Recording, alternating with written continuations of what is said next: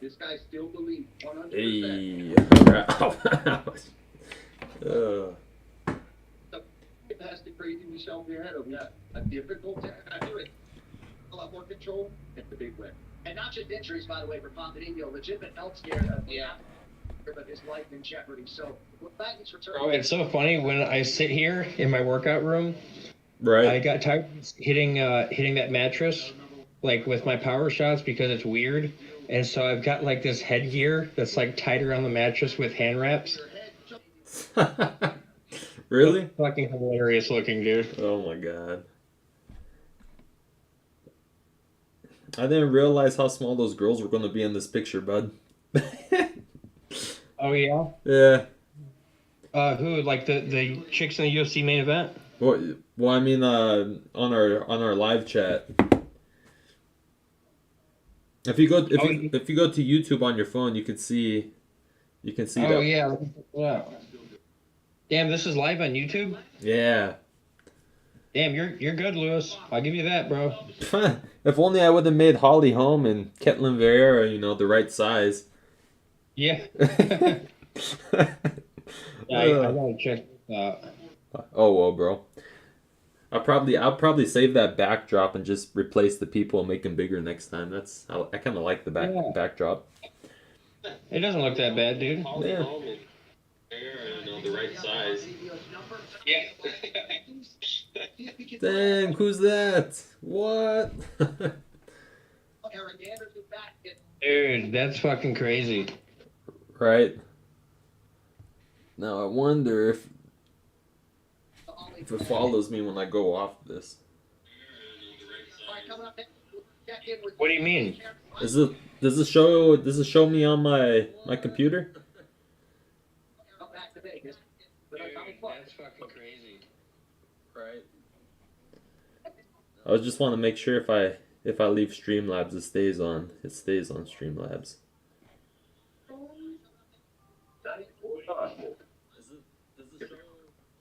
Nice, and it does. It stays there. Whoop whoop. Can go up to the fights now. Oh, thank God you know how to do that stuff, man. Right. Yeah, you can tell when people join the chat too. You should be able to tell on your phone or whatever you see it on. Yeah, tell these guys to come in and start donating, bro. Oh, for real, bro. Let's see. Top chat. They donate enough money, they'll get to see me in my nice clothes. Yeah. Oh, shit. UFC, Holm versus Vieira. Let's see. Bam. Yeah, it's funny. I've got it pulled up on YouTube. I'm listening to it. It's like 10 seconds behind us or something like that. Yeah, it usually is. It's weird getting to hear what I said like 10 seconds ago. I wonder if I could fix that. Yeah, now that you say that, it is kind of weird, but I think it'll be fine. Oh yeah. It's funny. I've got it pulled up on YouTube. I'm listening to it. It's like 10 seconds or something. Yeah. Nice. Yep. Yeah, dude, that's fucking awesome. Yeah, let's see if I can figure out how to add the tip thing on this bad puppy. Library. Manage your channel, your premium settings. And where that will really come in handy is when we're watching a stream of a fight that's like a pay-per-view or one that's hard to find. Right. That's when that'll really come in handy. Like a bunch of people probably can watch this on ESPN Plus, but I bet you like figure the pay-per-view fight, like the more viewers we'll get, and when people find out, like we'll be giving them updates on, like, for example, like the Mayweather fight and stuff like that. Exactly. I think that's when all the viewers will start coming in. Oh yeah. Right now, I doubt people are going to try to find this on YouTube, like he said. So. Yeah, but good for us to see what it's like, and for you to get to see how it works on your computer and stuff. Yeah, good first. I'm surprised try. it's this easy, man. You're surprised it's this easy? Yeah, it's nice. You could be all the way over at your house, and I could be at mine to do this. That's what I really like about this. But yeah, next time And we have to do it. We have to do the in person one for sure. exactly. Let's see. We're done. Yeah, eventually we'll be having cameras and they'll be seeing how cool we look while we do it. Right.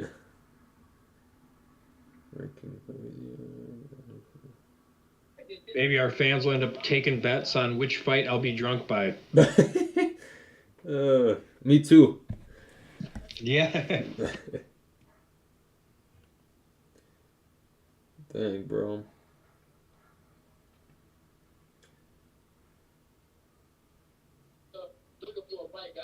Which fight in this main card do you think you're looking forward to the most, Lou?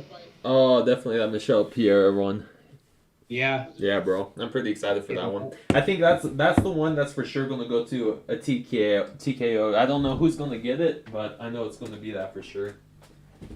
Definitely a good chance of that. They're both pretty wild. The way that Ponzinibbio comes in and swings, I'm curious how Pereira will react to that. He tends to do like his crazier flips when he's the guy like pressing forward, but he is a fucking huge 170, man. Oh, I know, bro. I don't know how much that dude cuts, but it's a lot. And Ponzinibbio is not like a small dude by any means, but I think Michel Pereira should be like a good bit bigger. Right. Did you that did you stick your parlay in? No, fuck, I didn't. Well, if we get our picks right, bro, that's an easy $34 with a $1 bet. Is it really? Yeah. Oh, I gotta do that then. Well, that's with betting on the Benavidez fight too. Yeah, I'm putting that in now then. Yeah. I believe I got $2 left in my account. I was really close to doing well. I believe I was doing really well last week, and then Canelo got me. Yeah, fucking Canelo. God damn it. Dude, do you know how many people probably lost money on that fight? Oh, tons, bro. You said Drake betted on that, right? No, he bet on Gaethje that night. Oh, I'm surprised he didn't bet on Canelo too. Exactly. So he still lost. Yeah. We're going with Young Park. Super things. Vieira.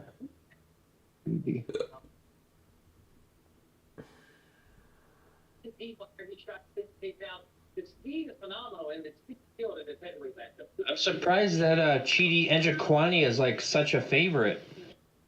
Yeah, I know, me too, bro. I betted against them. I betted on the Dusko. Yeah. Who did you pick for the main event? Holm or Vieira? I took Holly home. Yeah. Yeah, that that Vieira girl, she looked pretty big when she fought against Misha Tate, but by looking at like their reach and size, she's only an inch taller than Holly Holm and Holly Holm has the inch advantage on the reach, so. Yeah. I think as long as it don't go to the ground, she'll be fine.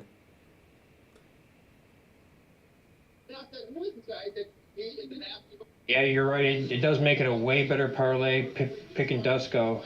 Yeah. I don't know. Like his record is so much better, and he's only done MMA, whereas Chidi Njokuani could have some problems on the ground. I am surprised he's that much of a favorite, though, man. Oh, I know. Like 320 seems kind of crazy. I gotta find this Benavidez fight on here.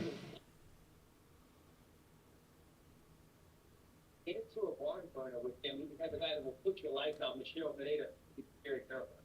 He does have to be careful. I'm gonna set. They got David Benavidez as a negative 2,200. I know, bro. That's a huge favorite. Yeah. Apparently, everybody else thinks he's gonna win too. Yeah. They must have been listening to our podcast, huh? I guess so. So I got Pereira, Polyana Viana, Park, and I'm tempted to do one with Chidi Njokuani and one with Dusko. It's kind of hard to say. Yeah, I feel like that'd be a safe bet if you did too. I feel like it would be pretty hard to lose after that. Part of me wants to just leave them off. How much would you make if you did leave them off? For $1, it's $7.50. $1? And Nah, that's not bad. No, that's with Park, Vienna, Michelle Pereira, Holly Holm, and then David Benavidez. And unless Eric Anders gets a quick knockout, I don't see Park losing. Polyana Viana is an underdog for some reason, so maybe Tabitha Ricci is better than I think she is. And then the Benavidez one I don't think is really helping me at all because it's negative 2,200, so that's probably only adding like 30 cents or something. Right. But yeah, I've always been. But that's the thing is like I always get Polyana Viana mixed up with Vivian Araujo, who's really good. Dang. Do you know who's ranked #1 in the women's bantamweight? It's probably Amanda Nunes for right now. Is she? I thought she lost. Yeah, there's the champ, and then whoever Oh, yeah. My bad. was the last champion will be ranked #1. You mean behind Nunes? Yeah. That would be Holly Holm. It looks like Holly Holm is #2. Yeah. And Caitlin Vieira is 5. So whoever wins this fight would probably be next for whoever wins out of Nunes and Pena. They're on the Ultimate Fighter now, huh? They're on what? Nunes and Pena. They're doing the Ultimate Fighter. Yeah, they are. Yeah. I wonder if they're going to fight for the 135 belt that she beat her for, or if she's going to fight her for her other belt at 145. I don't know. Probably 145. Amanda Nunes is kind of big, to be honest, bro. She is. Some people think that was why she lost, was she had a bad weight cut, because her last fight was at 145. Right. And so maybe that caused her a problem. I know that was definitely the case, like with Figueiredo. Like Figueiredo looked good in the first fight against Moreno, but got the point deducted for the low blow, so it was a draw. The second fight, he had a horrible weight cut and got finished. And then the third fight, he came back and won his title, even though it was close. Oh, wow. It's a bummer, man. It's like when your weight cut's on, you're like the best dude at the weight class. But if that weight cut just goes wrong a little bit, it'll really fuck with you. Right. That's the bummer with being somebody like Nunes or Figueiredo, that they're like or like even Usman. Like Usman, like I don't think he could be much bigger and still make that weight. Man, I wonder. Like I wonder if he's had any bad weight cuts. I wonder how he gets away with being so shredded and big and fine in this fight. That's a good question. That's a good question because I've heard he walks around like as heavy as Adesanya does. Sheesh. Yeah, he's, you can tell Usman, like, when he's walking around, he's got to be 200 pounds or more. And, like, it's, when you got that much muscle, it's just easier to cut a little bit more weight. But still, I mean, he's pretty fucking huge. I remember, like, Woodley, like, thinking, like, Woodley was, like, so ripped. And I was like, man, he's got to be a pretty big welterweight. And, like, Usman dwarfed Woodley, like, when they fought. Uh-huh. Usman looked so much bigger when he won the belt. And, like, you saw, like, he looked way bigger than Masvidal. He looked quite a bit bigger than Covington. Usman definitely, I think it helps him that he's like the biggest dude at that weight class. Yeah, I think so. Except for Khamzat. Khamzat's pretty big. Yeah, I wonder how that fight would play out. I really haven't seen Usman get taken down, so I bet you Khamzat would be able to do it pretty easy. Yeah, it's one of those things, man, where it makes you wonder, like, Khamzat had a rough time in that last fight. How much of that is because it was against Gilbert Burns, who's a top 5 dude, and how much of it was a rough weight cut? Because he definitely didn't look the same, but it's hard to say when you see somebody and they only fight for a minute or two. There's a good chance over 3 rounds that they're not going to look as impressive. And so I wonder, like, I feel like if he had that rough a fight with Gilbert Burns, I feel like Usman might actually have a chance. But if that was a bad weight cut, I think Usman would definitely have a problem. I just want to see Usman lose that belt, bro. Me too. Dude, I'd settle for him going to boxing and Canelo beating him. especially now that Canelo's lost and shit. Maybe Right. he'd be more open for that fight against Usman, and it's risking a lot because I will actually cry if Usman beats Canelo. But I really think Canelo would just hurt him. I just feel like his defense isn't good enough to deal with somebody like Canelo. And I mean, he was getting stung by Covington and by Masvidal, and I mean, even Burns hit him with an overhand right that put him on both of his hands. That's I true. just feel like, yeah, I just feel like Canelo would definitely be able to land on him if those guys could. Plus, Usman being that ripped, I don't know if he could keep a good jab pumping for 12 rounds to keep Canelo off you. You know? Now, what ounce gloves do they use at Canelo's weight class? Is it 16 or is it 12s? It depends. I think when like Canelo fought Triple G, I'm gonna say those were probably 12s or 14s. Okay. Up at light heavyweight, I'm gonna say 14 or 16. But it's really weird in boxing. Like everybody made a big deal out of that when McGregor and Mayweather fought because Mayweather said, "Yeah, we can use 8-ounce gloves or 10-ounce gloves or something." Right. And like at 147, like that's what people use a lot. It was like 10 and 12-ounce gloves or 8 and 10s. Okay. Yeah. And so it's weird. But then there's some heavyweights that I don't think would fit into a 16. Like a 16 on Tyson Fury would have to be really tight. I've got to look it up. I remember it like in the smaller weight classes because they got guys wearing 8-ounce gloves for like through quite a few weight classes, and then right when you get around super lightweight, welterweight, around like 147 ish, they go up to 10s, and then probably by middleweight or so they go up to 12s.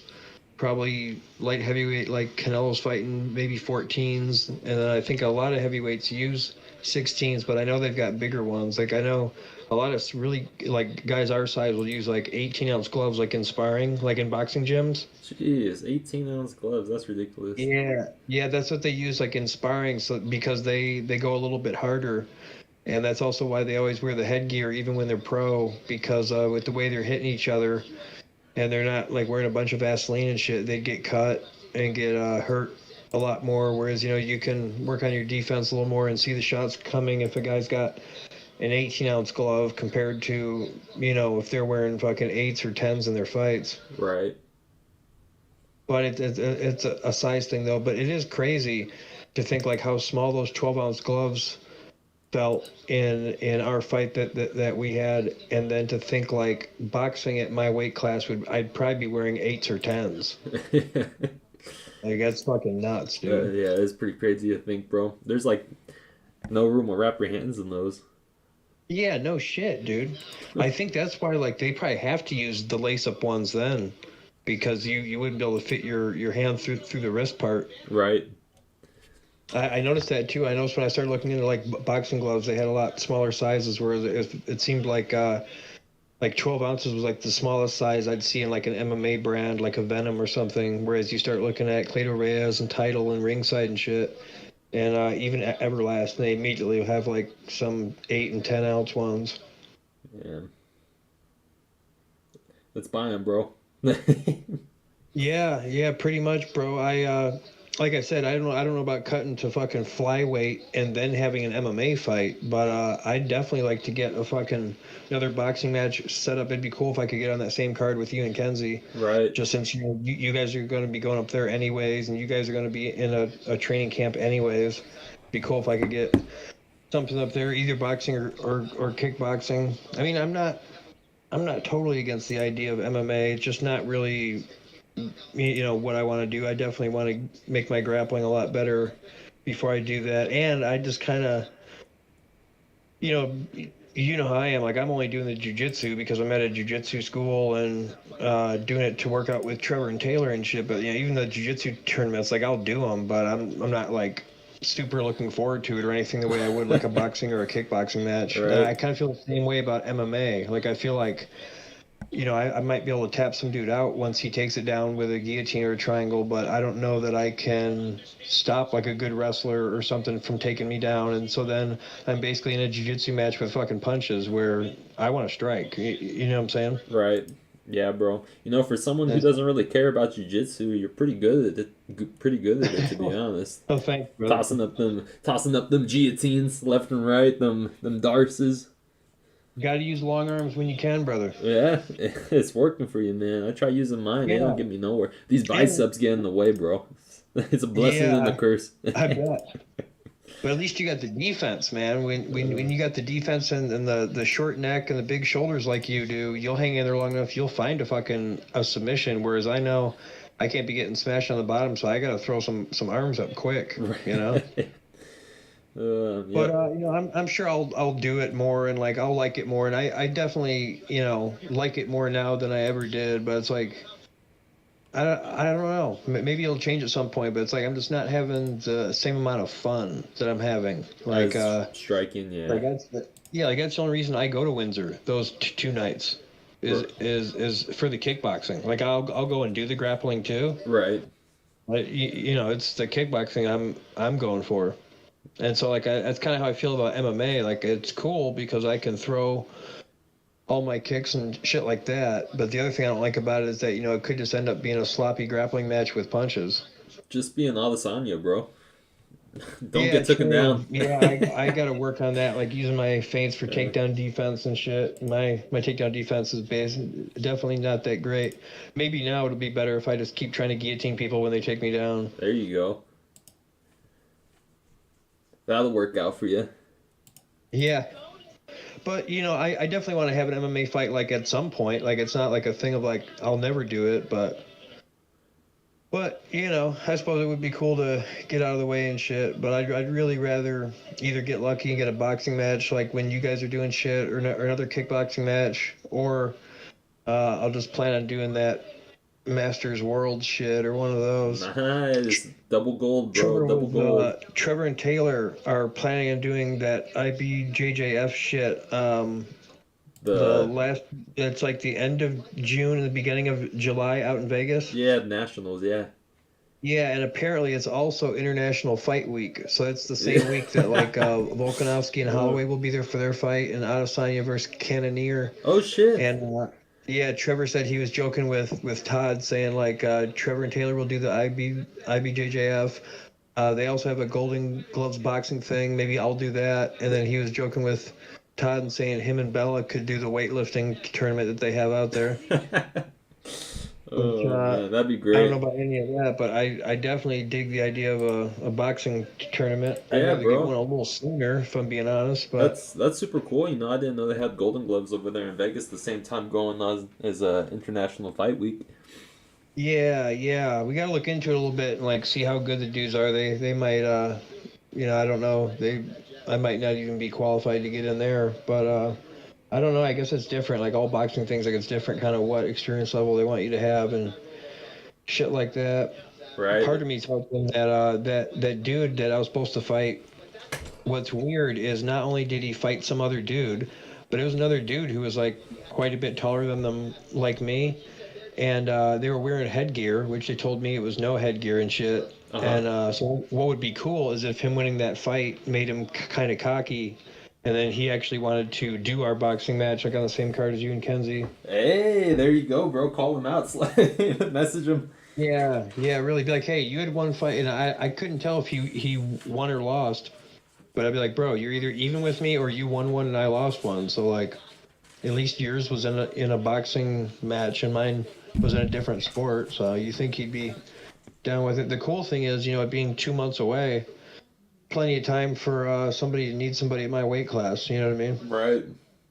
Especially when I'm willing to do a couple of different sports, that's got to give me a better chance. If the boxers want to box, I'll do it. If the kickboxers want to do it, I'll go. And as long as it's not some ridiculous MMA thing, I mean, I'd probably say yes, just for a fight. And let's go. Yeah, so let's hope they got somebody small up there, huh? Yeah, fingers crossed, bro. That'd be really cool. Having you, me, and Kinsey all on the same card. Yeah. So I definitely will not be fighting at 145 up with you big motherfuckers. I'll be at 135. Trevor got to chill on that flyweight shit, bro. Oh, my God. I'm light, but I'm not that goddamn light, dude. Right. Jesus. I'd be more afraid of the weight cut than the fucking fight. Anders to win by knockout TKO plus 500. Park to win by. Neither of these guys are gonna win by KO, bro. You don't think so? No, I don't think so. I think it's gonna be. I'm telling you, bro. It's gonna be super boring. It's gonna go up to the cage and it's just gonna stay up against the cage, or it's gonna go to the ground and Park's gonna be on top, and and this Eric guy is gonna be trying to toss up some submissions. Yeah, I'd give it a 75-25. I'd say most likely what you just said is exactly how this is going to go. But these two, they've got that heavyweight thing going where, like, they're two ripped guys that are kind of wild and shit, especially Anders. He's definitely one of those dudes that, like, he seems like he can come out with some impressive power, or he kind of gets frustrated and gets choked or something. So I could see these guys getting sloppy and somebody catching a big punch and then a shitty rear naked choke without the hooks or something. But most likely, I think you're spot on. This is gonna be boring. Whether it's boring or not, I'm not expecting a lot of crisp technique. You know what I mean? But those big, wide, muscular guys, they always throw those same kind of hooks. Yeah. Like with their hand like parallel, like they're instead of their index being at the top of their hand and their pinky being at the bottom, it's like turned to like their thumbs down almost. Yeah. That's how Anders swings. I feel like you don't get as much power when you swing like that. Oh, definitely not. They get a little bit more range, but they're so heavy, and they both got that, like, been doing a lot of bench presses build, that those dudes, kind of like the old Romero too, where it's like they'll just swing their hands like that, trying to reach a little further. But yeah, I'd be more worried about breaking my pinky on that. Yeah. But I do think about that. Like, so a lot of times I have a lot of hard time, like, landing my hooks and shit, like, especially that left hook and shit. And part of it's me not want to throw it too quick, but I should start going like that. Just be careful not to snap my pinky. There you go. Oh, yeah. Oh, we're already up against the cage. Yeah.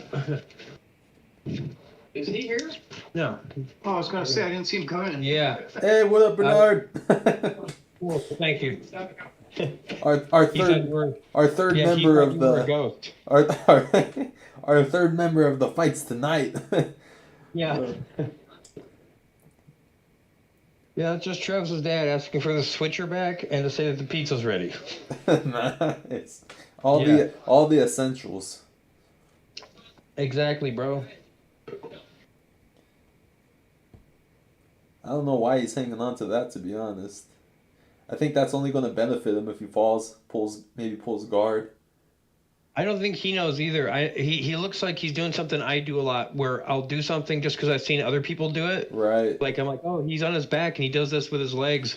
I don't really know why. I'm just like, oh, it looks right. You know what I mean? Yeah. Same thing like with the leg locks. A lot of times, like, somebody won't let me get into single leg X, and so I'll do other shit. And like you or somebody else be like, that's reverse De La Hiva. I'm like, oh yeah, I'm just kind of grabbing shit. What just happened, bro? What we missed? What happened? I don't know. Why was Park? Why was he apologizing? Maybe he got a little rough with his head position and like headbutted him or something. That's weird. I didn't see anything either. Top. Yeah. That was strange. Yeah. Telling you, bro. Look at Anders. Always throws just the cross. He doesn't throw the jab. Yeah. He's one of those dudes that relies on being a southpaw like really heavily. Yeah. But it works. As you can tell, he's landed and shit. Yeah, it's true. But that was kind of like the same thing like with Heath. Like Heath had like some decent combos and shit, but like one of the hard parts of sparring him, aside from him swinging like a fucking madman, was him being a southpaw. I used to have a lot of fucking trouble with him. Yeah, it's been so long since I sparred with Heath. I totally forget he's southpaw. Yeah, I'm a lot better now, so I'm sure I'd have a lot easier of a time, and now I can fight both stances and throw more kicks and shit like that. But yeah, last time I got wobbled like really bad in sparring was a head kick. Oh. I swung like a lazy left hook and like swung basically right into like a rear head kick from him in like a southpaw stance. It definitely wobbled me a little bit. Yeah. You know who else just got wobbled? Park. Yeah. Those Freaking. straights are getting in. He keeps it simple. Michael Johnson, who got that knockout last week that I was wrong on, is kind of like that. Where like he throws like a jab and a straight to the body, and like a jab and a straight to the head with an occasional leg kick. He just keeps it really simple, but he's gotten like really good at just using that. And that's kind of, if you're Eric Anders and you're not like a real, can do all types of different shit and really versatile and shit. You're Right. southpaw. Just get really good at the, that left straight's like the punch Hey. everybody has a hard time with because of the angle it comes at. You know, Park, He's he isn't really throwing a whole lot. He's kind of, okay, there he goes. It looked like he's just trying to counterfight. It looks like he's kind of scared of that cross. Yeah, see, and like that's Anders' problem though, is like you say, he only throws the cross. So he either comes in and starts knocking the dude out and hurting him, or the dude starts countering him or throwing shit like Park is now. He just threw that right head kick, right hand, which is a good way to get through. Adesanya uses that same thing with his kick, where he'll like throw the punch first, and then the kick after, and it's hard for you to block both. Oh yeah, you know, they get distracted. They get distracted by that, and bam. Exactly, and you see where Anders, he just gets frustrated and kind of rushes right into like a Yeah. headlock.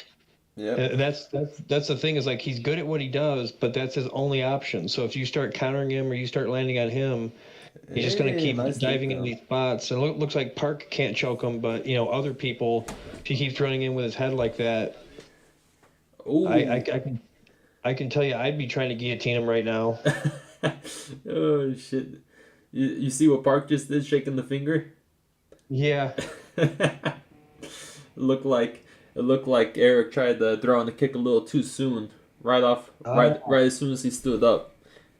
Yeah, he's definitely got that football player thing where it seems like he doesn't completely understand the rules. He's just kind of tough and hits hard. Must be nice. Yeah. There's a lot of dudes like that, man. Like, look at like your Robbie Lawlers and shit. Like he was champ and he was good and shit, but a big part of him staying around and having the career that he did was just, he was a southpaw. He hit really hard and he was tough and could take a punch. I mean, that goes a long fucking way, Oh yeah.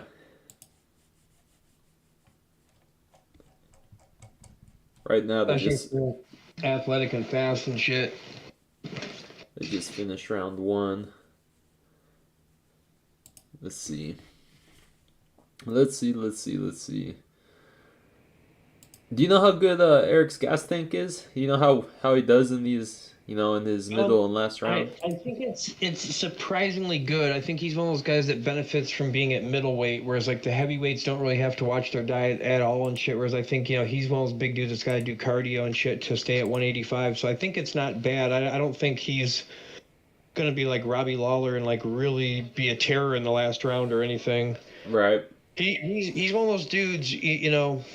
Michael Moore in boxing was like this, and Tyron Woodley kind of reminds me of this, where I've seen some dudes that are like, they're as impressive of an athlete and just as shredded and as ripped as you could possibly be, but it's like they're not always there mentally, Yeah, that's something you have to be. You have to be there as a fighter. Yeah, You and could be in the Anders best has shape kind of and- got a bit of that, in my opinion, where it's like, he just keeps throwing that left straight, and if it works, he'll plow forward, and if it doesn't, he's going to get frustrated and kind of put himself in bad spots. Right. Which is why, he keeps shooting like that sloppy takedown. And like, Park's not like a guillotine master, but if that would have been John Jones or somebody like Verdum or something, the first time he did that, he would have gotten choked. Man. Oh, the beginning of round 2. Let's go. Yeah, it seems to Oh, me shit. like Park's just a little bit undersized. No, look, you see what Park did? He switched his stance into southpaw at the beginning of that. Look Yeah. he's back in southpaw now. He's still getting pieced up. Oh, nice cross. Nice cross by Park. Yeah. Oh, good jab by Anders. Well, at least Anders can still land on other southpaws. I guess that's something. Now right back in the orthodox. Silly guy. Yours must be a little bit ahead of me. Yeah. Yeah, it'd be like that sometimes. Here, I'll share my screen with you if you want. Okay. Yeah, we'll have the same. Share your screen. UFC Fight Night. Go live. Let's see. Can you see it? Yeah, it just switched to 3 different screens. I think it's just loading right now. Oh yeah, I need to hit watch. I remember that from yesterday. Yeah, yours is like 10 seconds ahead of me. Nice. There we go. Nice. I'm gonna give round 1 to Eric. It looks like he's dominating this round too. Yeah. Oh, man, nut shot. Oh, yeah. Here we go. No contest. That one hurt. That one hurt. They like lifted him off the ground, dude. Poor guy. You know how that feels. Yeah. Could be a good thing though, because it seemed like Anders was like overwhelming him a little bit, a little too big, and Right. because Park was landing like some good stuff, like that head kick right hand and Yeah. stuff like that. It just seems like Anders, he's one of those guys that like him pressing forward constantly really helps. I thought they were supposed to get like it's counting up. I thought they were supposed to get like 5 minutes if they get hit below the belt. Bro, that's what sucked in mine was like the referee would like count every time I like went. I took a knee from when I was taking knees to the body and blocking my arms. Then when I got kneed illegally in the head, which hurt more than any of the ones to the body I was blocking, then like I didn't get a count or anything. I wish they would have done that. It's like, bro, like I just got knocked down and you're not counting it because it was illegal. Like I'm not saying once, give me 5 minutes. Not once, but twice, bro. Give me a second. Yeah. Yeah. Those sons of bitches. Bro, yeah, I remember being in the corner for the second round, and Trevor's trying to talk to me, and then finally realized like I'm just zoned out. He's like, just take a deep breath, and I was able to like do that and shit. Like everything on my left side was like all cloudy where I took that knee. Travis over here with a minor concussion. Yeah, it was crazy. Like I didn't feel it that much. Kind of like that right hand that like wobbled me, where it's like it didn't hurt that much, like pain wise or anything. But I just noticed I was like, boy, I'm seeing a little different now. Yeah, have stars always been there? Yeah, yeah. Has my left eye always been filled with clouds like that? Oh man, we got a nice head kick set. Look at that, man! High low, high low. Yeah. See, that's what I mean. Eric Anders, like, he can do good when he's, like, confident and it's going well and stuff. This is another one of those ones where, like, I think Park actually might be a little bit slicker, but he's just kind of being overwhelmed by the pace and the strength and the size and stuff. I think so. I think the size is playing the difference. What's Same thing. What's the weight class below middleweight? Is it Walter? Welterweight. Yeah. Okay. And that's what is that like 170? 170. Yeah. I think he would do better there, to be honest. Yeah, I doubt he's any heavier than Usman is. Yeah. He looks a little bit heavier in the legs than Usman, but Usman I think has a bigger upper body. I don't know how tall these guys are, but the other thing too is it's like even though Park I think is better, he's not a lot better. And the thing is, like, if somebody doesn't have a huge gap, you can definitely make it up with, like, forward pressure and aggression and stuff. Like, same thing, like, I think if he was a little better, he'd be able to jump on a guillotine right now and it'd be over. Or, right off the back. Shot, didn't have the power. I think this is where he might do a little better, to be honest. Park just made it on top. Eric, he tried taking the back of Park, but slid off.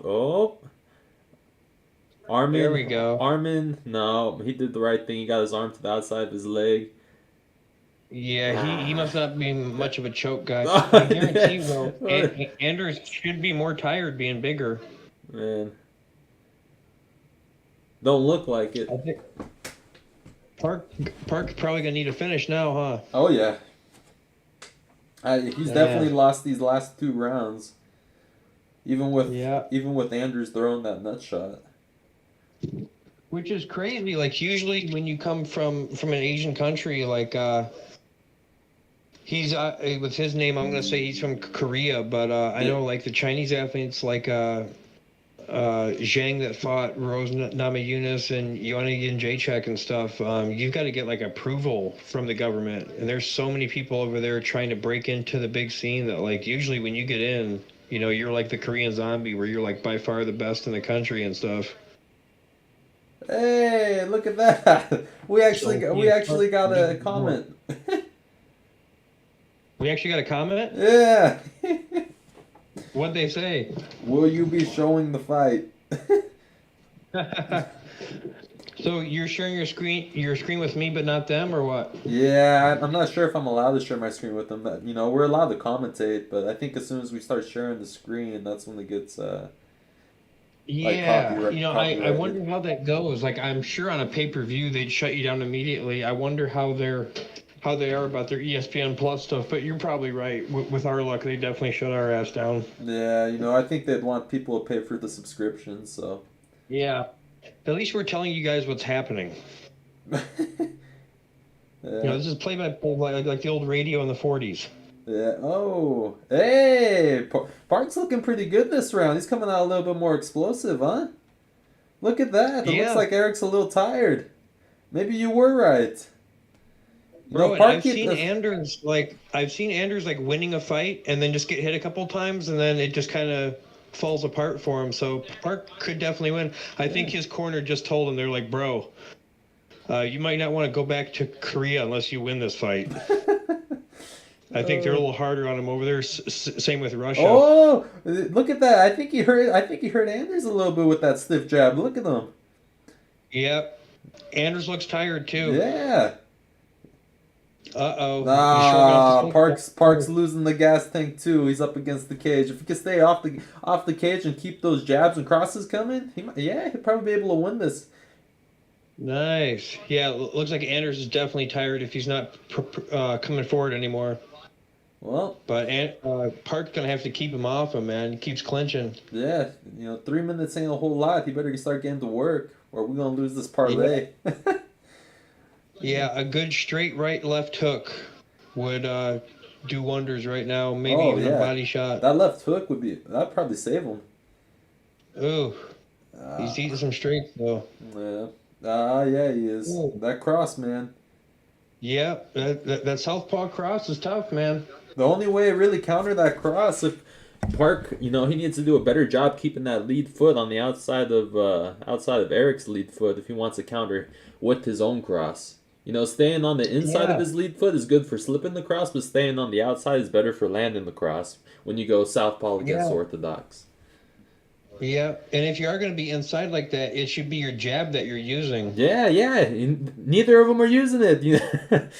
Oh, my. No. Yeah, he's just going cross takedown. Yeah. It looks like Park's going to add a 6th loss onto his record. Ooh. I don't see him pulling this off. Andrew's one of those guys that's kind of always in the middle. Andrew's kind of he's like Cowboy Oliveira. He like always kind of beats the lower level guys or the newer guys. Right. But anybody better, he kind of has a tough time with. Oh, you see him? He's getting upset. He acted like he got hit below the belt. Yep. Oh. Yeah, Andrew's got to be tired, but he's so up on points. Park's got to put him away. It's going to be tough. Park doesn't seem to be like swinging hard enough. Definitely not. There's no output coming from him really. He did good in round 2, like switching it up with those kicks, adding like a cross behind it, but yeah, he should maybe slim down a little and try 170. Although those guys there are going to be a lot faster than Anders is. That's true. They probably have a better gas tank than them too. Maybe this is the right weight class for him. Look at him. I was always taught to set up my kicks, not to just throw them blankly, because that's when you get hit with those straights. And that's what he ain't setting up his kicks. He's just throwing them blankly. Yeah, that's what I don't understand. He might, like Anders, he might be one of those guys that just benefited off being like, okay with takedowns in a top game and okay with punches, because him not jumping on that guillotine tells me he's not like some grappling specialist, right. And he certainly doesn't look like a striking one. So he might be one of those dudes that's just kind of big for the weight class. Yeah. You know, kind of like a less impressive version of Alexander Volkanovski. Like Volkanovski's actually got really good grappling and really good striking, but he doesn't really, he's not really excel or has all kinds of crazy knockouts or submissions in one. He's just kind of equally good at both. Right. And big. And being big for the weight class like makes up so much, bro. If I was Park, honestly, with all these takedown attempts that Eric's doing, bro, I'd be throwing some knees.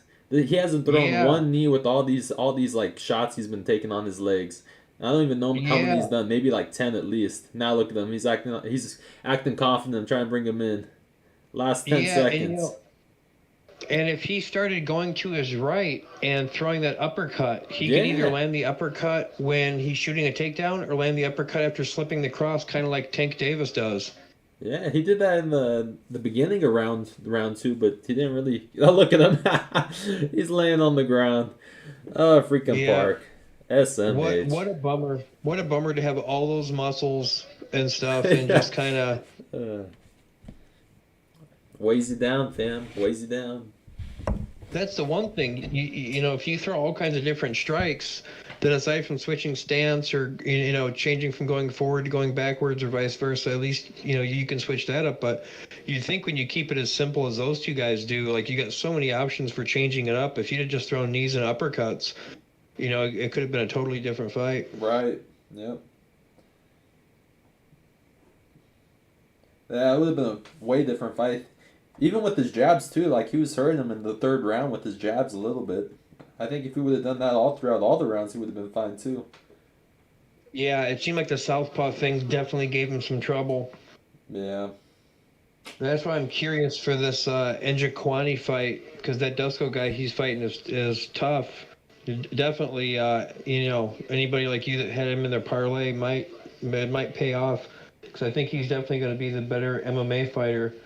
And like a lot of kickboxers, man, like just faking those takedowns, it makes him way less good of a striker. Right. Yeah, bro. That happened like with Alistair Overeem. That happened with was he the one doing it, or was he Overeem, like he had started off in kickboxing, and then he fought in Pride for a long time, like lost to Shogun, fought Vitor Belfort, fought Chuck Liddell like back a long time ago, and then he went back to kickboxing. A lot of people think he got on steroids because he shot up. He was like real tall and skinny at light heavyweight. And then he shot up to be like a heavyweight that was weighing like 265. So he gained, like 40, 50 pounds of muscle. He tested positive once. He blamed it on horse meat. But no way, bro. Park just won. What? How? What? How did he win, bro? Shit.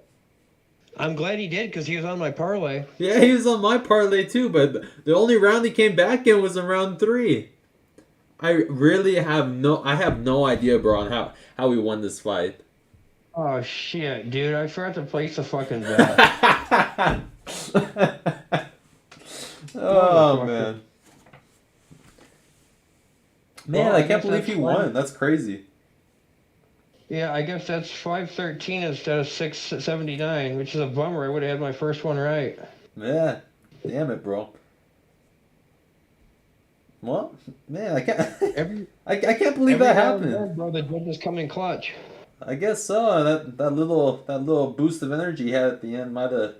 I think that's what saved him. That's the only thing that saved him. You know what's funny is I notice in boxing they reward like forward aggression much more, whereas like in the UFC, you coming forward, it doesn't make as much of a difference. Like if you're really not like the more impressive striker and stuff, there's a chance like they're not giving it to you. It's really it's cool to see, but I hate to say it, I do kind of feel like Anders might have won that fight. Yeah, bro. 100%. I mean, he also got good straights. Yeah, not only that, but he got a few takedowns too. I think he had like 2 takedowns in round, maybe like 1 takedown in round 1 and 1 takedown in round 2. Yeah, and the thing is, like, even if you're just pushing somebody against the cage and holding him, it counts as control time. Yeah. Like Like the first time Usman and Masvidal fought, like Usman didn't really do anything, but he was controlling Masvidal up against the cage, which would piss me off too. But it's got to count for something, I guess. Right. Well, good for Park. Good for him. Maybe in his next fight he'll realize that his cardio is so bad. Being the pro, you think you'd have to focus on stuff like that a little bit more. Yeah, he definitely got lucky there and was able to come away with the win and a good lesson. I think he either needs to be able to really jump on guillotines and get better with his defense against a simple clinch like that, or Right. he needs to maybe slim down and get a little quicker on the feet, because he didn't seem like he was throwing with much power. And so if he would have been able to land a little more, he might have been able to keep Anders off him a little more. Right. Who's ranked number 1 for middleweight? I'm gonna search that up right now. Let's see. Number 1. I'm gonna guess maybe Whitaker. Wait. Like, Whitaker's beat everybody but Adesanya. Wow. Yeah, bro, you're right. It is. Yep. It's Whitaker. Where's Cannonier? He's number 2. Okay. Well, he's the one that's got the title shot. Him and Adesanya fight International Fight Week, and the co-main event is Volkanovski and Holloway 3. Yeah, bro, that's so cool. If you go to Vegas, bro, you gotta go check that out. Oh, dude, yeah, that'll be awesome. Also, Pedro Munoz is fighting Sean O'Malley. I sent a lot of UFC fighters messages, especially like after like losses. I Right. don't know why. Like, I guess like I feel better if I think like somebody looked really good but they lost. Pedro Munoz is the only guy to message me back. Bro, that's super cool. You gotta slide in Eric Anders DMs now, bro. Be like, yeah, you won that fight, man. Yeah, really. And like a couple dudes just after they got like knocked out, like Curtis Blades and Tyron Woodley and shit, neither one of them like messaged me back. And Munoz, I thought, had the same thing. Like, he's lost a lot of his fights lately, but like the dude literally fought like a former 155 champ, a former 145 champ, and a former 135 champ. Like, dude fought Frankie Edgar, which a lot of people thought was a bad decision. And then he fought Jose Aldo, and then he fought Dominic Cruz. Like, dude's had tough fucking fights. Yeah, for real. Yeah. And now he's fighting Sean O'Malley. Fucking Pedro will fight anybody, bro. What's he ranked, bro? O'Malley or Munoz? Munoz. Even though he's lost like 3 of his last 4, he's still got to be top 10. I'm gonna say maybe lower end of top 10 at 135. I'm sure he's higher ranked than O'Malley. Oh wow.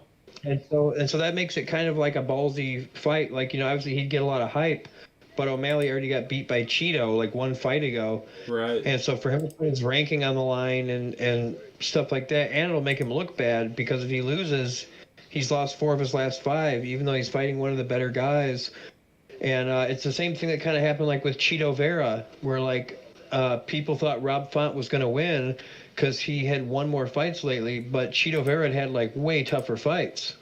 He was fighting O'Malley and fighting Jose Aldo, and whereas like Rob Font kind of fought Marlon Moraes, who'd been knocked out 3 times in the last year and stuff like that. So it's not always like who won their last couple fights. It's more like who were they fighting. Right. Man, that's super cool though, bro. Getting a response from a UFC fighter. It's funny, we have a ton of them here in Colorado, and I'm sure we can message any single one of them on Facebook. What we should do, bro? We should go watch that LFA fight. I think it's, I think that's the first week of June, first weekend of June. No shit. Yeah, bro, it's in Denver. Maybe we should check that out for sure. I know it's PJ, like at our when me and you did those Muay Thai fights, PJ got like a picture with Drew Dober and Corey Sandhagen. Yeah, I seen that too. I gotta tell you, man, like I could make 135 like pretty easy, and that's what Corey Sandhagen like fights in the top 5 at. Like, I was surprised how much bigger than him I was. You're bigger than Corey Sandhagen? Yeah. You hear that, Dana White? You hear that? Bro, yeah. Dude, like, he seemed like a little hunched over like me too. So like, I'm sure that's part of it. But like, I was really shocked. Like, I figured like a 135er in the UFC would be like, quite a bit bigger than me. And I felt like taller and like longer than him and shit. Right. Bro, is Tabitha Ricky, where's Black House MMA? Is that in like Louisiana or something?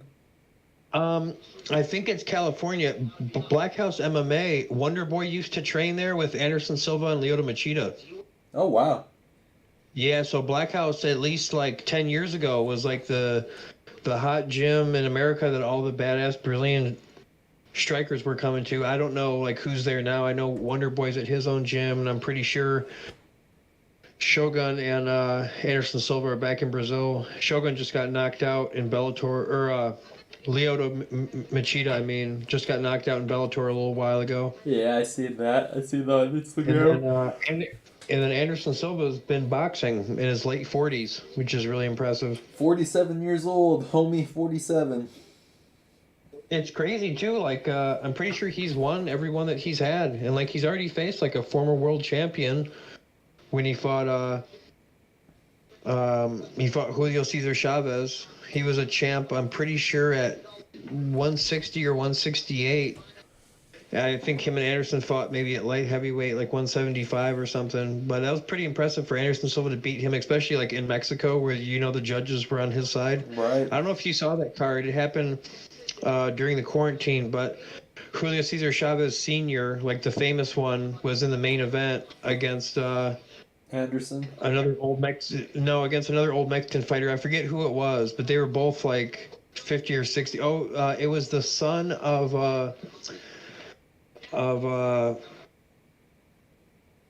the Puerto Rican dude from New York. I can't remember. Hector Camacho. His son fought Julio Cesar Chavez Sr., which was crazy because it was like a 31-year-old versus like a 64-year-old. Jeez. And then and then he's got another son that fought somebody. I think he fought like Canelo's brother, fought one of the brothers, and then the son that went to the higher level that fought Canelo a while ago. He's the one that Anderson Silva beat. That's what made it like impressive. Was like, Anderson Silva beat him on a decision just like Canelo did.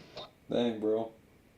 And now Silva just beat Machado, who I'm pretty sure is another Brazilian boxer. And then he knocked out Tito Ortiz on one of those Jake Paul cards. So, I mean, he's been fucking doing pretty good in the boxing. Yeah, man. I want to see him go against Jake Paul. It's one of those ones that, like, I think as long as Jake Paul doesn't land a big punch and knock Anderson Silva out, the other thing is unless he like really cracks him good, Anderson Silva will have that 10 count where like a lot of his problems is being dropped and then being hit on the ground. Whereas like when you give somebody 10 seconds to recover, like it definitely makes a big difference. And I think Anderson Silva is definitely like more crafty, and I definitely think like if he's gonna catch Julio Cesar Chavez Jr. With some punches and stuff, him being a kind of a awkward southpaw, I definitely think he would kind of outbox Jake Paul. It's just a question of like, what would he be getting hit, and could his chin take it? Yeah. But I'd like to see that. I remember Anderson Silva, like a video coming out of Anderson Silva, like at Freddie Roach's Wild Card gym in Las Vegas, like years ago. Like I think he was even boxing over at Freddie Roach's gym like before GSP was. Oh, GSP trained with Freddie Roach too? Yeah, bro, that's how he got that badass jab. Wow. I remember like they made a really big deal out of it. Like he trained with Freddie Roach and got really good at his jab, and then when he fought Koscheck in their rematch after their Ultimate Fighter show, GSP just like jabbed him up like with a bunch of normal jabs and some Superman jabs and like swelled Koscheck's right eye shut. And then same thing like in his last fight when he came back to fight Bisping for the 185 belt, become a double champ. Like he hurt Bisping at one point with a Superman jab, which isn't a boxing move, but he when he dropped him, it was with that left hook, which GSP never really threw much before. So it definitely seemed like he got a lot better from working with Freddie Roach. What's just crazy, like a dude could be that old and like have Parkinson's that bad and still be training like world-class boxers. Oh, I know. I wonder where, what's the big deal about him throwing Superman punches? I don't see why that's illegal in boxing. I don't know exactly what it is. Not like they're throwing kicks. No, I want to say it's something about leaving the ground. And then I know part of the reason that you can't throw spinning back fists is because you're hitting with the back of the glove. That's why, like, Pacquiao got away with it with most refs, but with some refs, when he would jab people, Pacquiao he stepped inside and would, like, kind of backhand people almost. Right. And some refs would, like, call him for it, like they'd have a problem with it, whereas other refs would kind of let him get away with it. It was one of those things where, like, if they were right at the end of Pacquiao's punches, he would hit with the end of his glove, but if they were, like, in close, he would kind of hit with the back of his glove, which is supposed to be illegal. That's supposed to be why, like, spinning back fists aren't allowed, like, in boxing and shit. I think in the boxing gloves too, I think they make them a little bit different. You know, they're flatter on the back, so I think they do a little bit more damage. You know, they don't have all that the... and, like, throwing spinning back fists against, like, a skilled boxer would definitely be, like, really dangerous. Like, there'd be such a good chance of him blocking it and throwing a left hook or something. Nice. That's what I want to pay and see. Yeah, I hear that, bro. Yeah, I'll be right back. they're sure taking their time with this second fight. For the treatment of mild to moderate eczema. Opzelura is a steroid-free cream, proven to help clear skin and significantly reduce itch. Do not start Opzelura if you have any infection, as it may lower your ability to fight them. Tell your doctor if you are being treated for an infection, have TB, or have been in close contact with someone with TB, have had hepatitis B or C.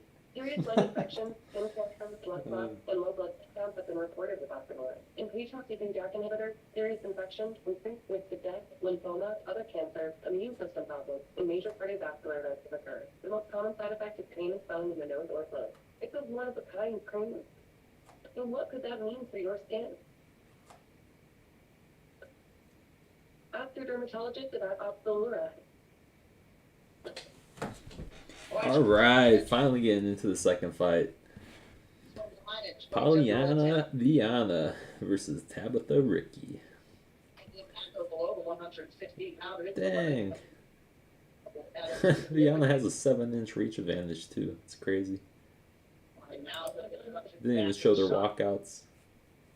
Well, back in, we are skipped to go with the next fight tonight. 30 pounds in the UFC strawweight division.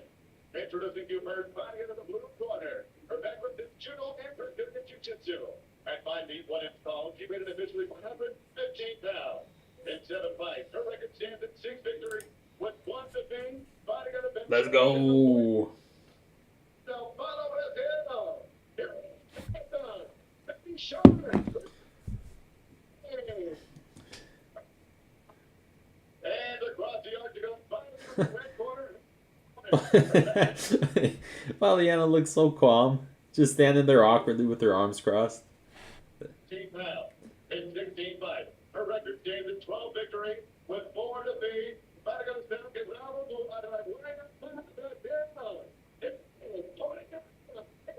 Sheesh.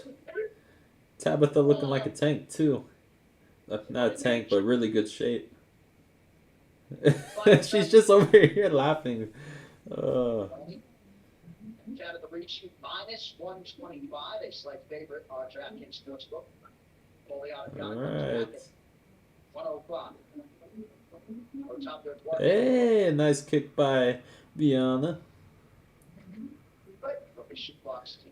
We got Ricky circling to the outside, staying in southpaw. Oh, attempting a takedown. Oh, Viana going for a guillotine. Pulls guard. Nice. Ricky doing the right thing, trying to get her up against the cage. Viana, trying to go for a triangle, going for an armbar. Oh, she escaped her head. Let's see what she does here. I don't think Ricky's going to want to take it to the ground anymore. That was pretty slick. Viana did all the right things on the ground. Let's see. She looks like a mini Charles Oliveira. Kicking Ricky's legs. See how long the ref lets this stay on the ground till they stand her up. John Yoni allowing the athletes to work here. Reach staying busy enough. Hey, oh, Vieira with a nice little sweep, still on her back. Got tripped up there. This is definitely the ultimate core workout for sure. Stood back up. All right, let's go. We've got to ignore that for me. Really high percent your legs. Your knees hard. And we back in business. Dang, bro, you missed it. Vieira was looking slick on the Well, ground, man. Oh, Ricky landed a couple good jabs in there. Let's see. Who was looking good, Ricky or Vienna? You know, Ricky got a takedown, but Vieira did all the right things, bro. She attempted the an arming guillotine. She attempted the triangle, but Ricky was. Hey, she's going for it again. Look at that. She's going for the arming guillotine again. Oh, nice knee. Who's got the better strike? Keep it in their range. Let's see how. Oh, yep. Pulls guard. Let's see. Ricky's back on the ground. I'm telling you, bro. Yeah, Vieira, she's you gonna. can tell being Brazilian, she's a little better on the ground. Yeah, she's really good on the ground, bro. Look at that. She has her legs up high, controlling the posture, which is really good. Ricky's gonna pull out and do the same thing. Oh, she's going for a Kimura, bro. No, she's not. All right, landing some nice punches. He's triangle on one side, and when you start to defend that, more in the opposite. Rick set up a lot of convincing fighters. Oh, what's she just? Okay, I thought maybe she was gonna. What's she doing, bro? I've never seen anyone triangle their legs like that from mount. Yeah. I might have to. Body triangle. Yeah, I might have to try that from the bottom of. That definitely shows she's not looking to jump up to her feet anytime soon. Yeah, bro, she's slick, man. I wonder what degree of belt she is. Good question. Bro, are you eating your pizza right now? Yeah. Must be nice, bro. I had some tomatoes. Hey, can you hear it on there or no? No, I can't hear it. Oh, there we go. Ricky trying to get back up to her feet. Yeah, that's rough being on the diet like you are, man. Yeah. You have to make that flyweight, bro. I'll tell you, dude, even with dieting, I don't know if I could do it. I think you could, bro.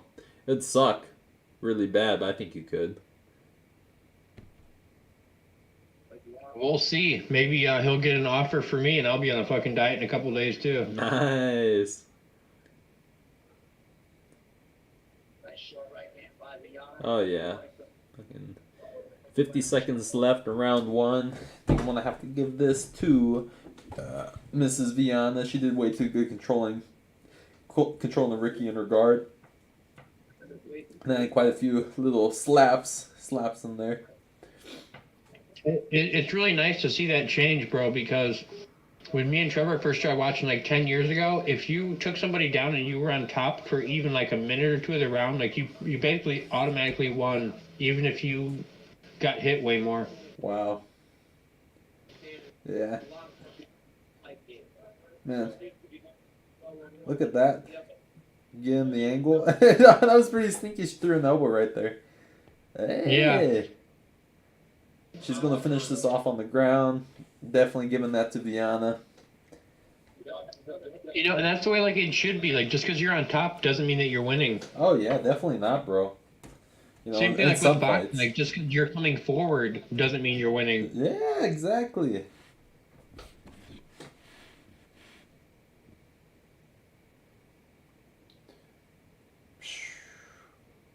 Fight night!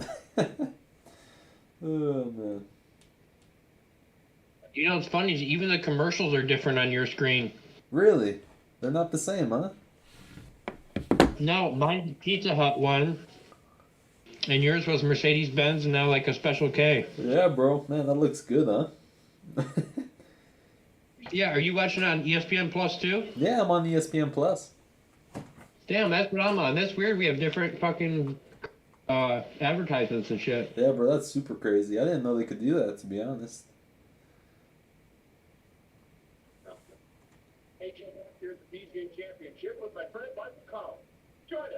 All right, getting ready to start round number 2.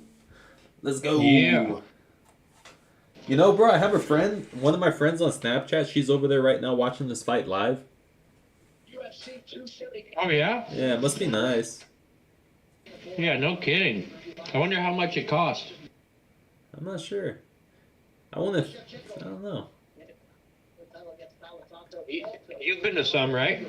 I've been to two. I want to go to more, bro. You know, might have to fly down during that international fight week too, bro. If go watch that Max Holloway one. Yeah, It's really. That'd be a good one. definitely a different atmosphere, bro. Yeah, I bet. Which one did you go to again? Didn't you go to one of the Jones ones? Yeah, Jones against DC, One or and two? I forget who the first one was. To be honest, I don't remember the first one. All I know, bro, is John Jones didn't shake my hand. Really? Yeah, I'm right there where he walks out. I'm like, John Jones, you got this. Let's go. And, you know, he just ignores me. I'm like over there, like leaning my entire body across the. Yeah. Oh man. What was it? The first fight with DC or the rematch? I think it was the rematch. I can't remember how it lost. All I know is DC was crying. Oh yeah, that was the rematch. Yeah. Yeah, because it went the distance in the first fight, and that was a finish in the second. Yeah. Kind of like Usman Masvidal.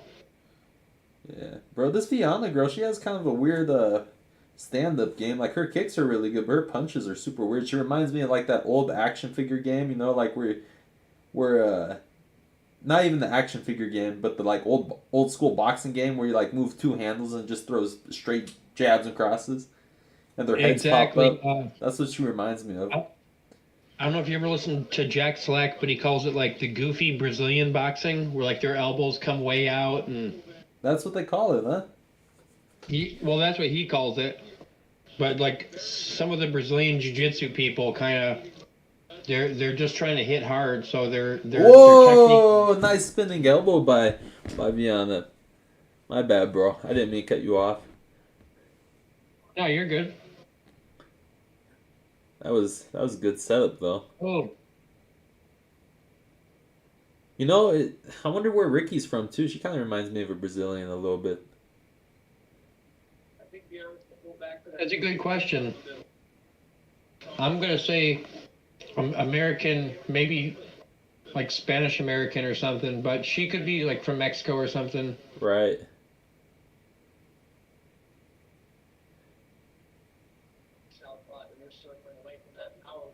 Yeah, Vienna reminds me a lot of Arujo, where like they're really well-rounded.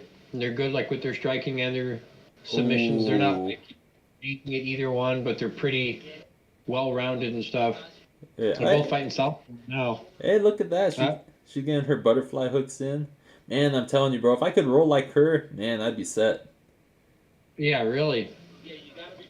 She's probably been doing it since she was a little kid. Oh yeah. You know, it's like their sport in Brazil. Man.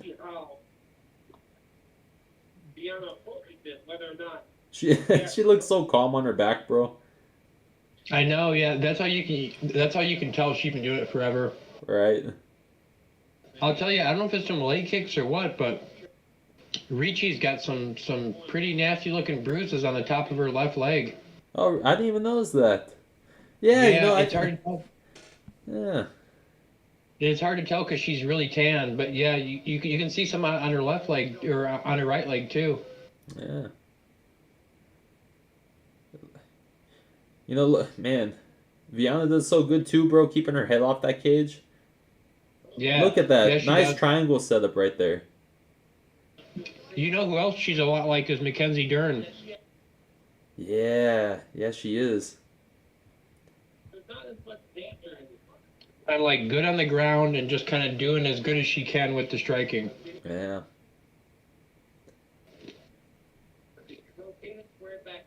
The only thing is, even if you're winning, it doesn't look good every round ending with you on your back. Oh, yeah. Well, unless you're Charles Oliveira. True. But you know how these judges are. They already gave one weird decision. That's true. Yeah, they're definitely going to give this one. You know, if they give this one to Ricky, like especially with the way she's performing now, bro, I'm going to lose it. You know, Ricky has I don't know. She's had a couple good takedowns, but she's I don't know, bro. She's just getting controlled too much in Vieira's closed guard. Yeah, I mean, and like,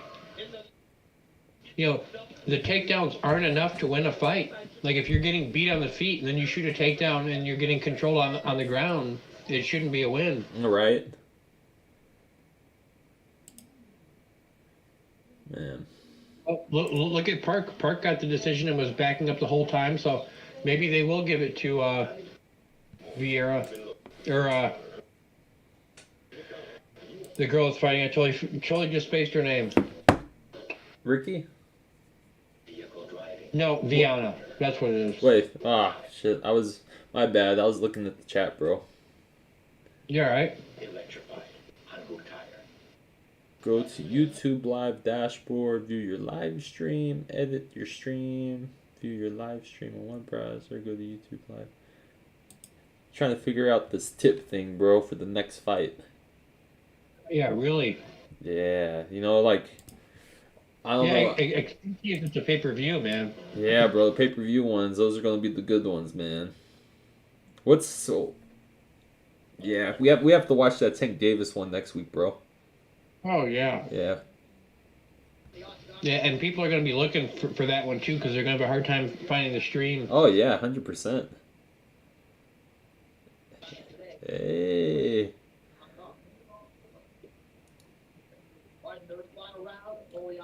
Look at how much taller she is. That's ridiculous, bro.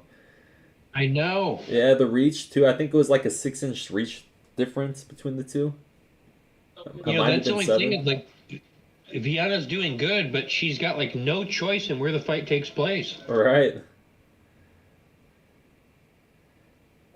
I really do like Ricky's style, though, the way she switches stances and the way she kind of moves to set up her punches when she's going in the direction. Yeah.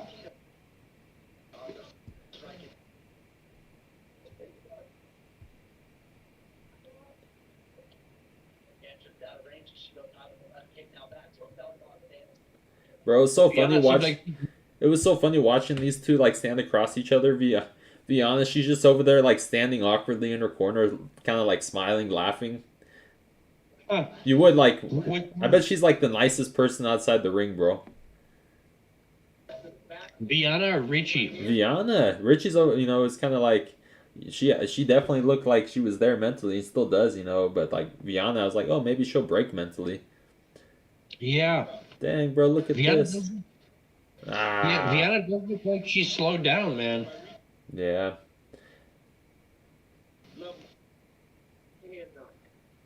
The takedowns definitely aren't going to help her. Right. Yeah. She really hasn't established a dominant position being on top. She hasn't made it to side control. She hasn't... Oh, she's kind of working her way there now. Let's see how good Viana's guard retention... Oh, it's too good. Pushed her right off. You see all those blonde guys in the corner. I wonder if she's at the same gym as Oliveira. Oh, yeah. Maybe. Bro, do you see how calm she is? Look at her. Oh, yeah. Man, must be nice. She's super relaxed, that's for sure. Ricky need to come in with that flying punch, bro. Just like Shogun, yeah. Shogun and Pride would be so good with that, dude. Man, I can see myself. I can see myself missing the head and just hitting the mat. Yeah.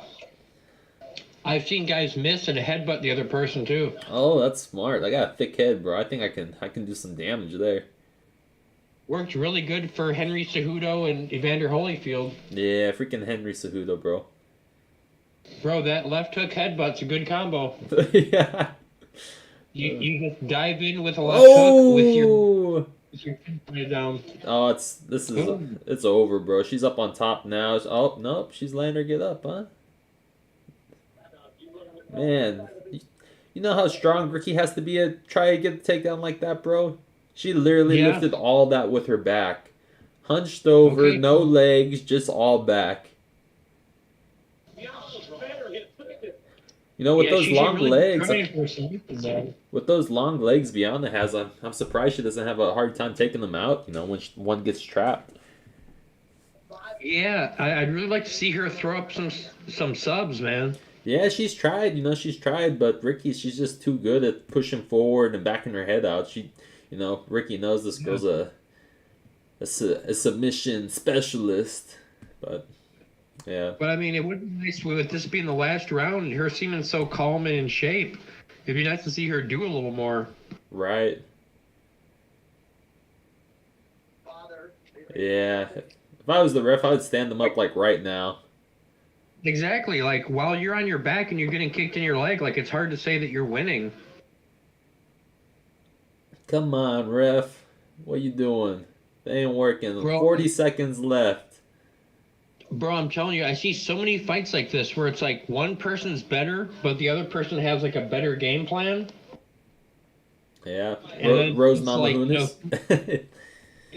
Exactly. And I see it a lot like with the women fighters where it's like, it just kind of depends on who the judges are going to go with. But that's why you get so many split decisions where it's like, you got one person that's like landing better and clearly better, but the other person might be like fighting a little bit more intelligently. Right.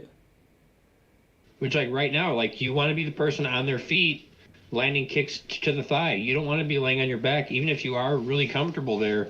It just doesn't look good. Man, look at that. Yeah. I'm gonna give it to Viana. Yeah. I think she showed she was the better fighter, but I wouldn't be shocked if they gave it to the other girl. Yeah, me neither. She did get quite a bit of takedowns, but yeah. And she had a good amount of time like on her feet with the other girl on her back just kicking her legs. Yeah, it's true. It's true. It definitely it would have helped if Viana would have dropped her or had like a better sub attempt. Like if you are gonna drop back on that guillotine, fucking go for it. Right. Yeah, the striking was pretty even too. I feel like besides Ricky landing all those kicks when she escaped, Viana's guard, I feel like when they were just before it did go to the ground, I feel like they both, landed probably equal shots. Yeah, that's the thing. Like you said, even with like Namajunas and shit, it's kind of. I know I have a little bit of the same issue like when I spar, where it's like when there's so many different ways that you can fight, it's hard to know which one you should go with. Right. And like when to switch.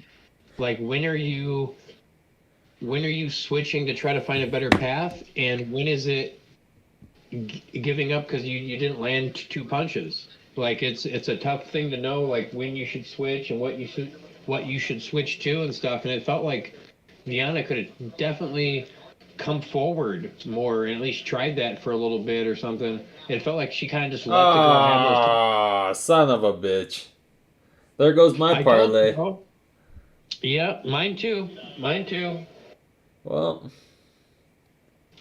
Oh, we got lucky with one of the judges, not with the other, Lou. Yeah, you were right, bro.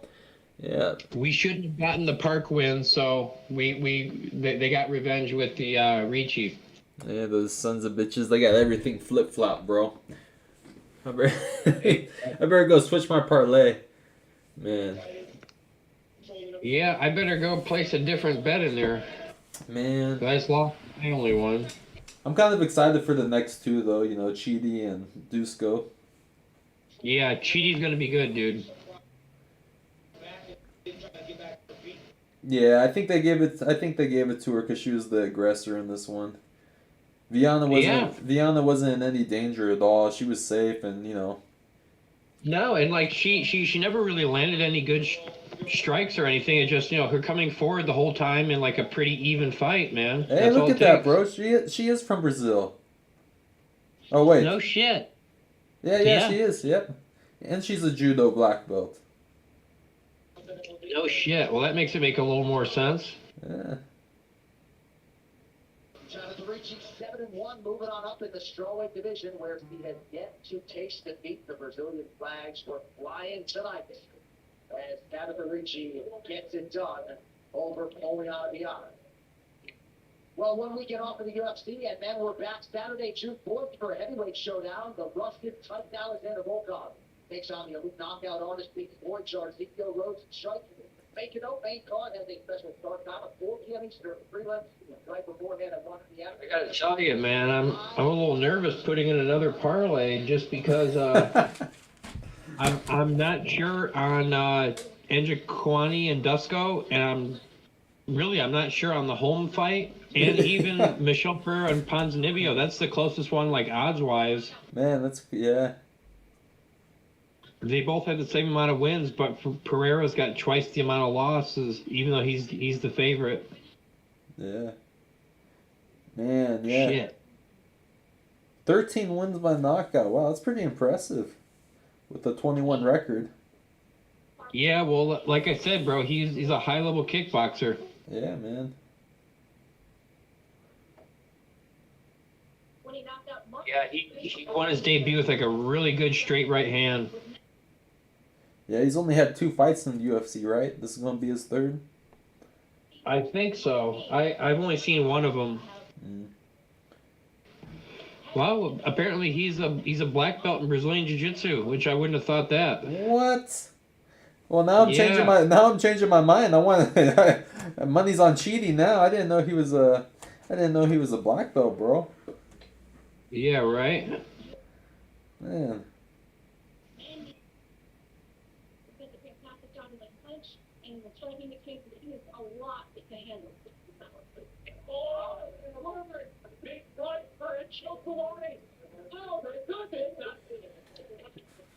Man. Yeah, that changes everything for me. I'm gonna go with Chidi now, bro. I didn't know he was a black belt in jiu-jitsu. I didn't either, and he should definitely be the better striker, but Dusko's pretty good, man. He's one of those European guys that nobody knows about, but he's like really talented. Yeah, I watched like the fights I could find on YouTube. I did watch the past couple. It seems like he does well when it looks like he's pretty notorious for like pushing them against the fence and like piecing them up and then pushing them back up against the fence, piecing them up. That's something I need to get better at. I'm either on like takedown or escape. Yeah, I've got a similar thing, bro. Yeah. I've got a similar thing where it's like I get like a one-track mindset. Yeah. But the only thing is, sometimes the American fighters, they seem like they have like a wide range in their performances. Like you see Rose, and she'll look so impressive one time, and then kind of the next time. Right. And even Holloway, I've seen a little bit of that with. Whereas like some of the European guys, like Dusko, like they might not ever really amaze you, but they're always at this constant level, kind of like Khabib, where like some of his fights were really boring, but he'd still fucking win them. Yeah. But yeah, Njokuani, I'm hoping we'll get this just because I always root for the kickboxer. Yeah. They're more exciting to watch for sure. Yeah, and him and his brother both fought in the UFC, so you I gotta root for him a little extra. Dang, him and his brother, huh? Yeah, it's crazy how much bigger he is. Like his brother fought at 155 like a long time ago, like even like in WEC and shit. He fought Edson Barbosa, and I think he fought Anthony Pettis. Fought a couple dudes like that. He always had like really good striking, and like for a kickboxer, he was pretty good on the ground. I definitely don't think he was a black belt, so hopefully his brother's a little better. And his brother is like quite a bit bigger too. Oh snap! Yeah, and he's been working with MMA fighters for a while. Like when Anderson Silva broke his leg and then came back and fought Nick Diaz. Chidi Njokuani was one of the people that helped Nick Diaz like prepare for Anderson Silva. Right. So you got to figure he's been around MMA fighters for almost a decade, especially with his brother too. Yeah. But Dusko's tough, man. I believe it, bro. I believe it. How old is how old is Dusko? He looks pretty young, bro. Yeah, he does. It's kind of like a same thing like with Bivol, where like sometimes those European fighters are just really mentally tough, man. Yeah, I'm about to see how old he is, bro. Let's see. I can see you checking it out on the screen. Oh, it shows that, huh? Yeah, it does. Pretty cool. 28. Yeah. He just had a birthday too.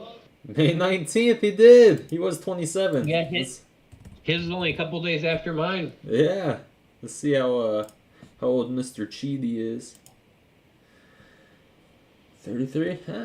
Not bad. A little bit taller. Yeah. One Kicks Gym. Sergio Pena, BJJ. I bet he had some losses by sub, huh? Let's see. Lost. Yeah, yep. Rear naked choke. And rear naked choke. Yeah, he's a kickboxer, so he's not going to be as good. But maybe he's changed it now. Yeah, with him being a black belt, I'm surprised he was able to get subbed by rear naked chokes. I bet you that brother was.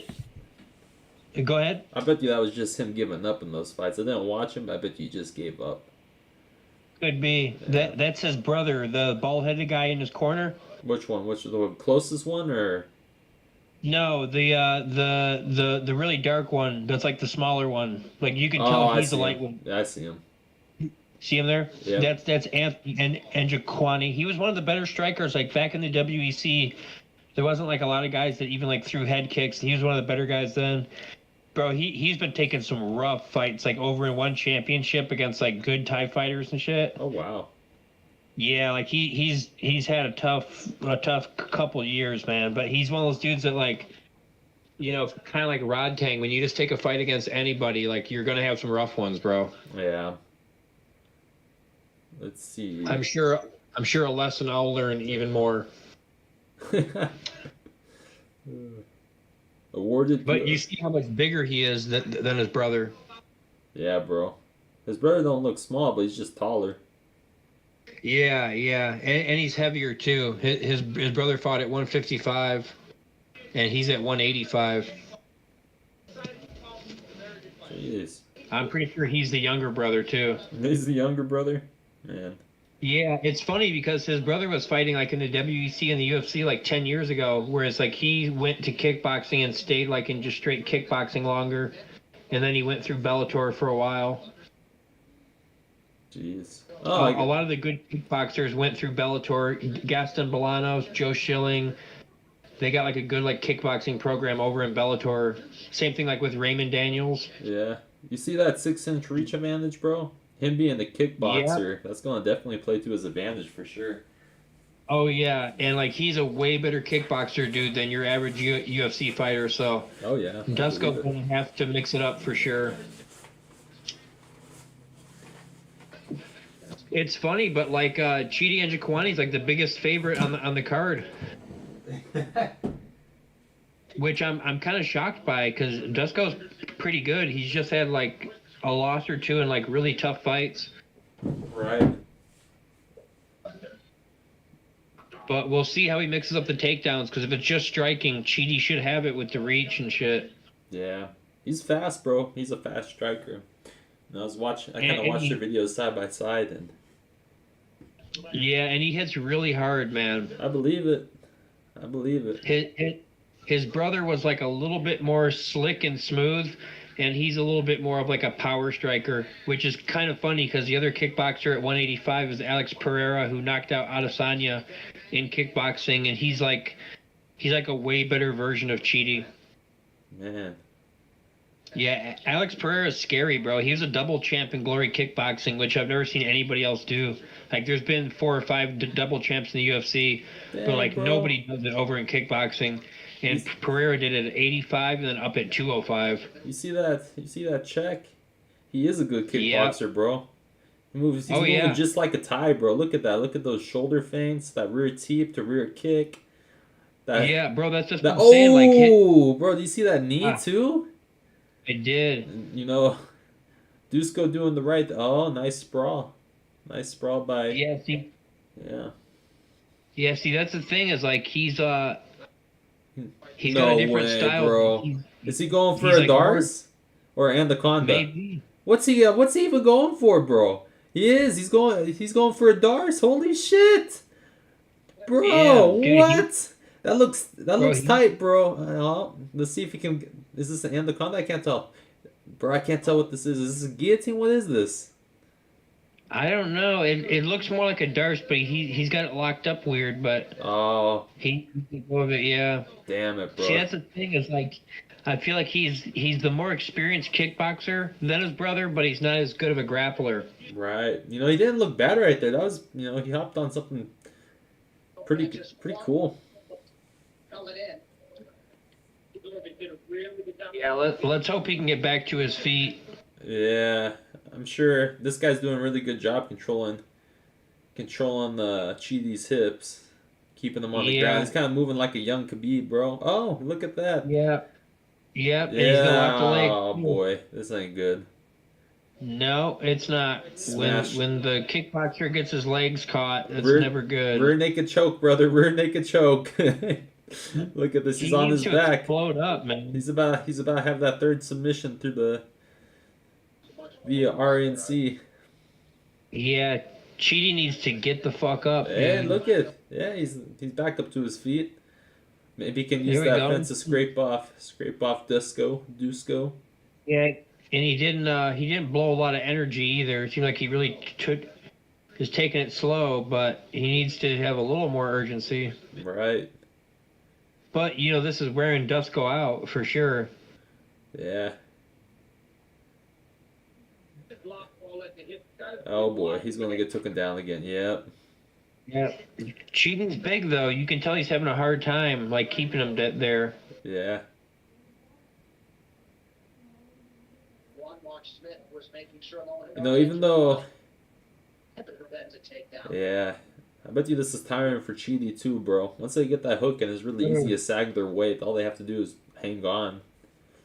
This is a lot like how Pereira's first fight went, where like Pereira landed a couple of good strikes and then got held against the cage, and then when he came up for the second round, he threw that crazy flying knee and knocked the guy out. Jeez. Let's pray for that, huh? Yeah. Yep, hopefully that's the cool thing is when you're that good of a kickboxer, all you should have to do is just defend the takedown, not even like capitalize on it. And then when you come up for the next round and the guy's all tired, you should be able to put him away. Right, yeah. Get tired. I'm just kidding. It's funny, like I wanted Dusko a win at the beginning, and that's who I thought, this is how I thought it would play out, him taking it to the cage and maybe piecing him up. But now I'm kind of rooting for Chidi too, bro. Yeah, it's hard to not root for the kickboxer, man. Yeah. That's the one thing I will say that like made me way more confident in Pereira is like Pereira even in kickboxing was like a knockout artist, whereas Chidi Njokuani's like he's got some knockouts, but he's not quite as heavy on the power as like Pereira is. Like Pereira was knocking out guys at light heavyweight, like world class kickboxers, whereas Njokuani never reached like the level that Pereira did. Man. Bro, you see those clinches? Man, those knees. Yeah, I don't know if you noticed, but that same card that Adesanya defends his belt on International Fight Week, Alex Pereira fights Sean Strickland on the same card. Hey, good. Screw Sean Strickland. I don't like that guy. Yeah, so me neither. But he's pretty high up. So if Alex Pereira can beat him, there's a good chance he'll. They called it. Man, that was a nasty elbow. Told you, bro. That's Thai style, bro. As soon as they get tired. Man, that is a Jesus. What was that? Round one? They didn't even make it to round two. Yep. Bro, that was nasty. Good for Chidi, man. Yeah, I'm always happy to see the kickboxers do well. You wanted him to win on your parlay from yesterday, right? You were rooting for Chidi. Yeah, I think that's the one. I think that's the one where we voted different on. Was that one? Yeah. But I got the Vienna one wrong. Yeah, man. Jeez, that bro. messed up my parlay. All the other ones I've been right on though. That was nasty. Look at that, bro. Perfect Thai style, right over that collar tie arm. Yeah, you can tell he's been doing Thai fights. Oh yeah. Where's? Yeah, there's his brother. Yep. No pad on the elbow. No pad on the elbow. No pad on the elbow. Oh man, that's hilarious. They all got their suit jackets and their ties on, but they ain't got no sick vests like I got on, bro. That's true, bro. Wait till our viewers see us in person, man. Oh, bro, and I got some new stuff too, man. Dang, new stuff. You treated yourself, huh? I did a couple birthday gifts, bro. I got a cool Hey, ring coming that's made out of this like sick Aztec coin, and I got me a couple of slick vests. that's what's up, bro.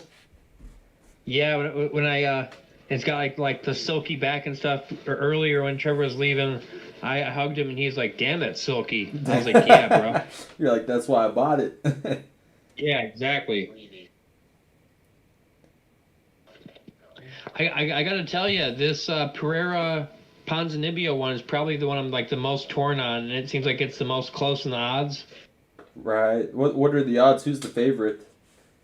Michelle? Uh, Pereira is, Yeah. but that's weird because like Pereira's been on a win streak, but Ponzinibbio's been fighting tougher people, and Ponzinibbio like he always comes forward and swings his big hooks, whereas Pereira's kind of different every time. Like one time he's coming forward and he's doing backflips, and then the next time he's just trying to like outbox people. It's like you kind of don't know what you're gonna get with him, kind of like Rose. Right. Yeah. I'm kind of excited to see how that one goes, bro. I know it's gonna be not. I didn't expect this one to be by knockout, but I'm glad it was.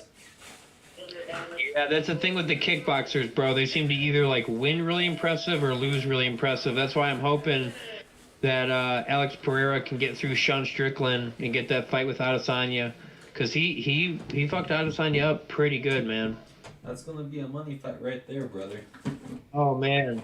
And like Adesanya did land like some good stuff, but Pereira did beat him twice, like once by decision and once by knockout. Jeez. Yeah, it wasn't that long ago either.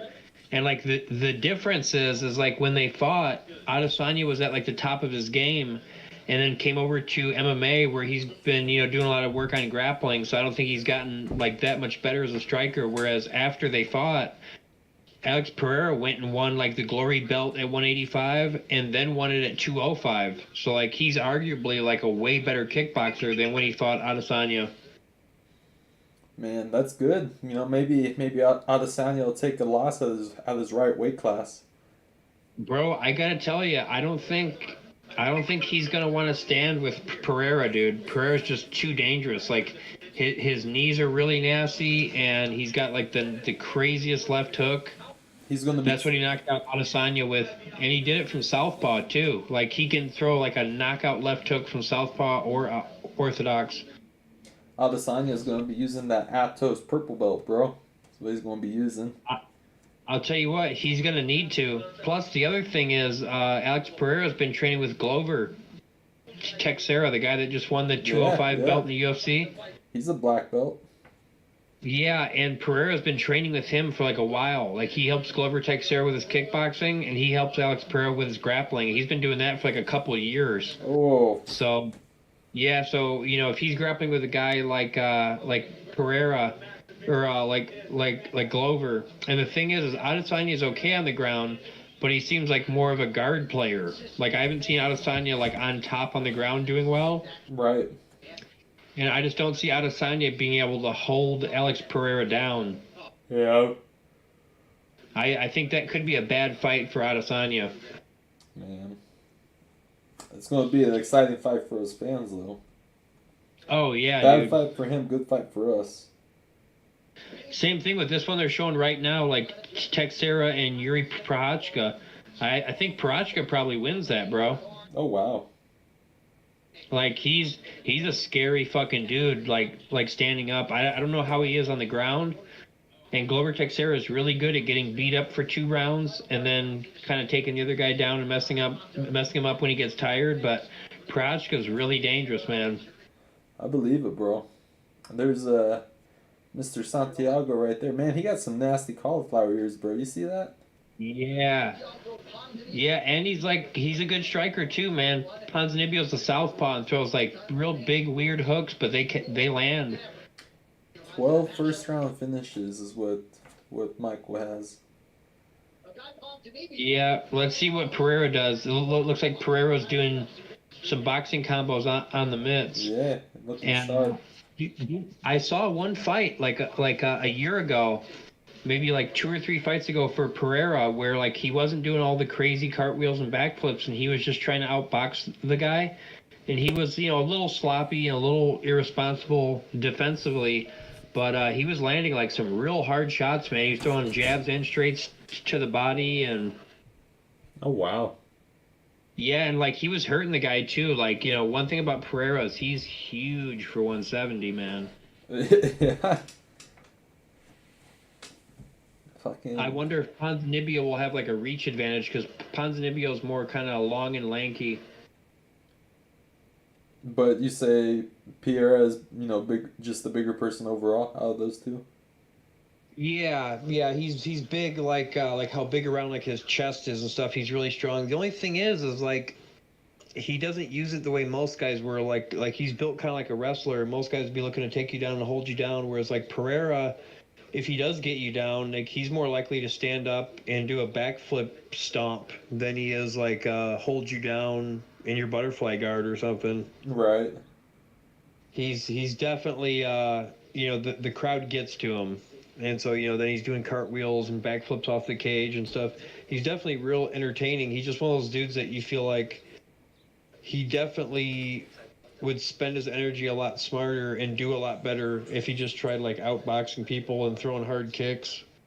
So I think it depends on like how crazy he gets. I kind of feel like Ponzinibbio's style could work against him, because by Ponzinibbio coming forward and just swinging big punches, it might make Pereira just kind of counterfight him with hard punches. And Pereira is like crazy athletic. Like Pereira, I want to say, is like in his late 30s or early 40s. Holy moly! And like I've never seen anybody do flips and shit like this dude does, like in a fight. I remember when he was fighting in Japan like a couple years ago, and everyone's like, check out this nutcase, and like, posting it on memes and shit. And then I was pretty shocked when I actually saw him like make it to the UFC and stuff. And he started off like at 185, and I think he might have even fought at 205, like when he was over in Japan. Wow. And he keeps like slimming down, and like him fighting at 170, bro, he's fucking huge. I believe it. I can see it. Yeah, I just hope he fights smart. Dang, these guys are. Santiago's ranked higher than Michael, huh? Yeah. Yeah, well, Michelle's pretty new, whereas like Ponzinibbio, like he was in the top 10, and then he got caught with a knockout like right at the end of a fight. Kind of the same thing as like Francisco Trinaldo, where he's an older Brazilian dude that's a southpaw that's really tough to beat, and like he was on like a 6-7 fight win streak in like a really tough division like welterweight, but he didn't get pushed up. Whereas if you're a guy like Sean O'Malley and you have a 6-fight win streak, like you're for sure getting a title shot. So like he's kind of like Francisco Trinaldo, where like being older and being Brazilian, not speaking English, kind of like worked against him a little bit. Dang, bro. But he's a tough fight. He's older too. Ponzinibbio's older. He was on like the first UFC Ultimate Fighter Brazil like forever ago, dude. Forever ago. Let's see how many fights he's had in the UFC, bro. See, like he's got good knockout power for like a thinner guy. Right. Let's see. Ponzinibbio. Pons.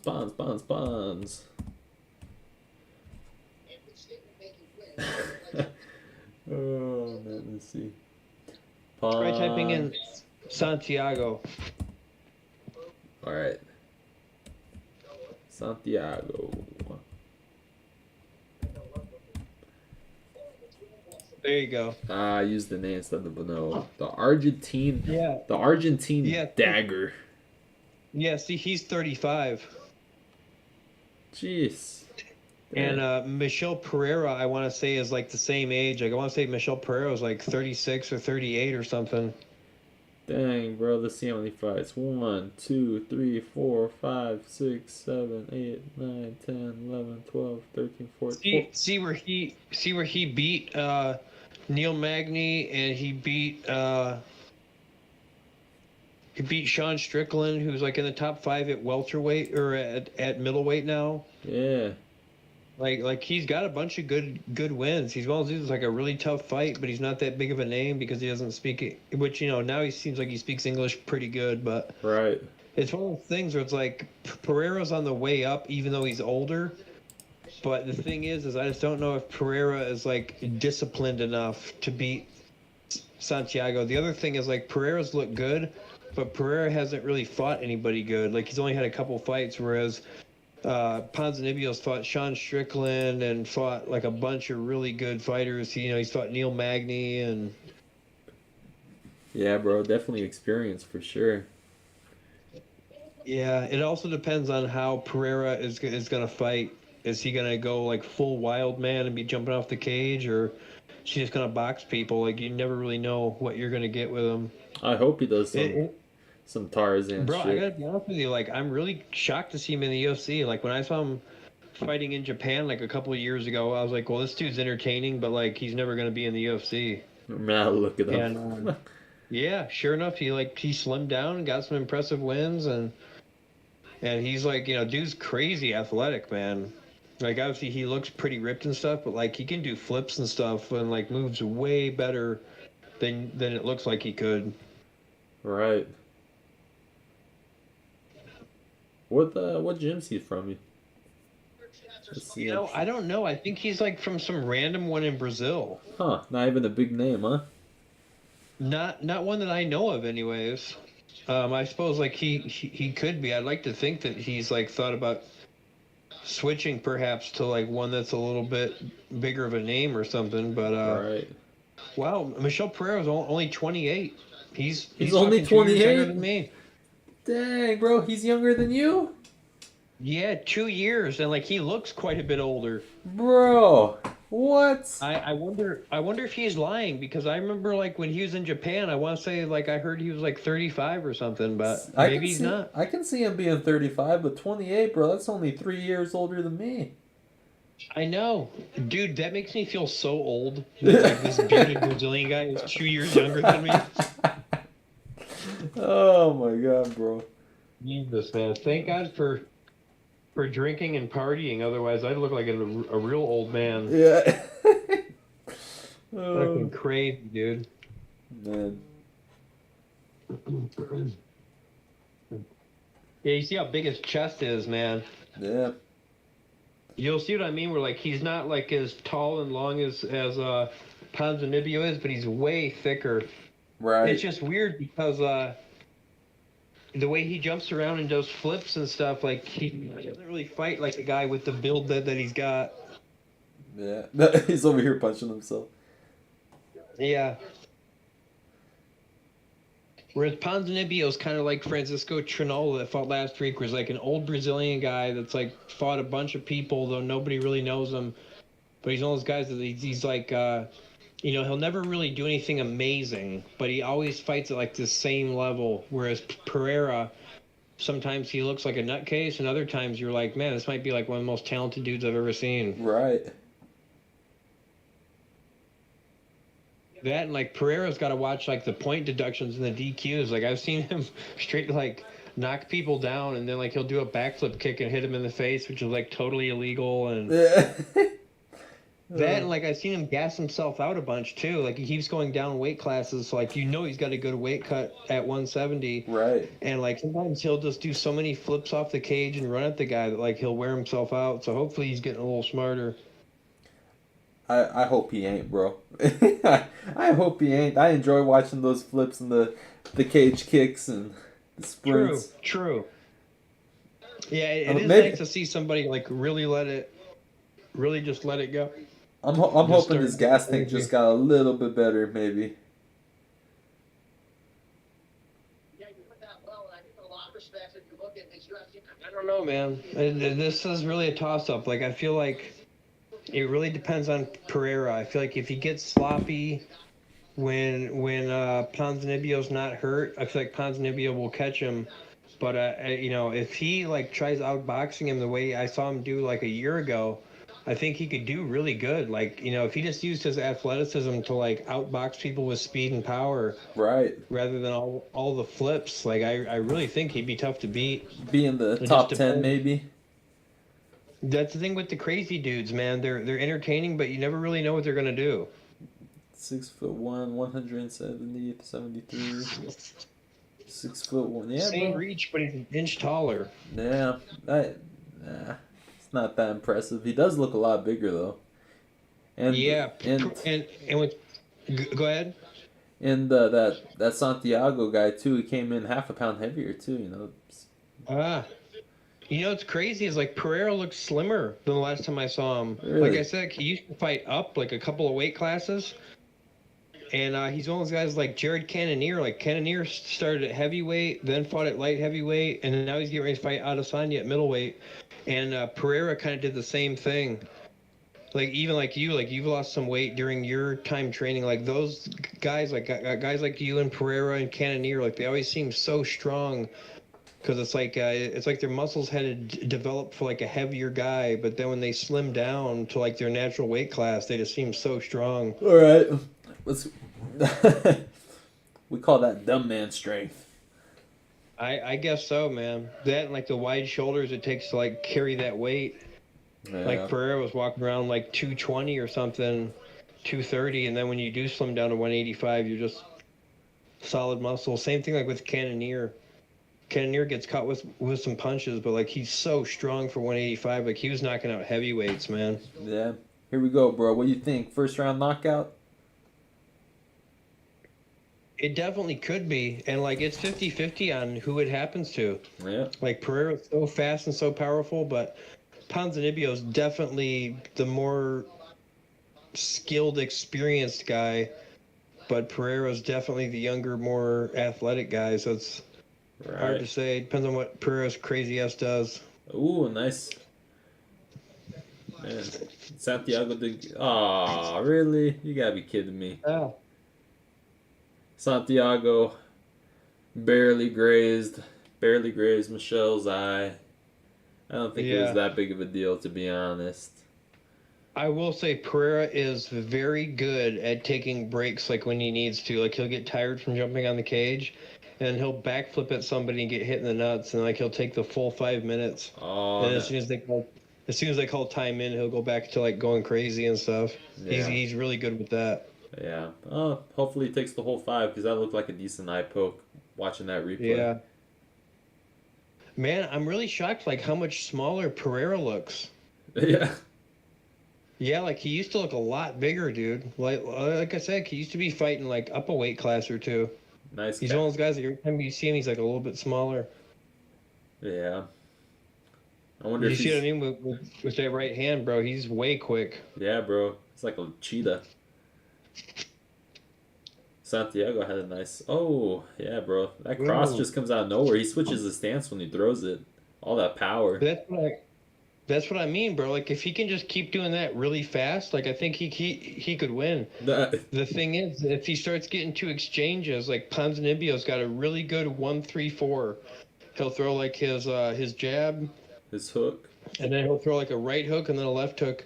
Ponzinibbio like will switch stances too. Man, yeah, bro. I feel like if Santiago just eats one of those crosses, I think that's gonna bring him down, bro. He's gotten pretty lucky, like barely getting grazed by it.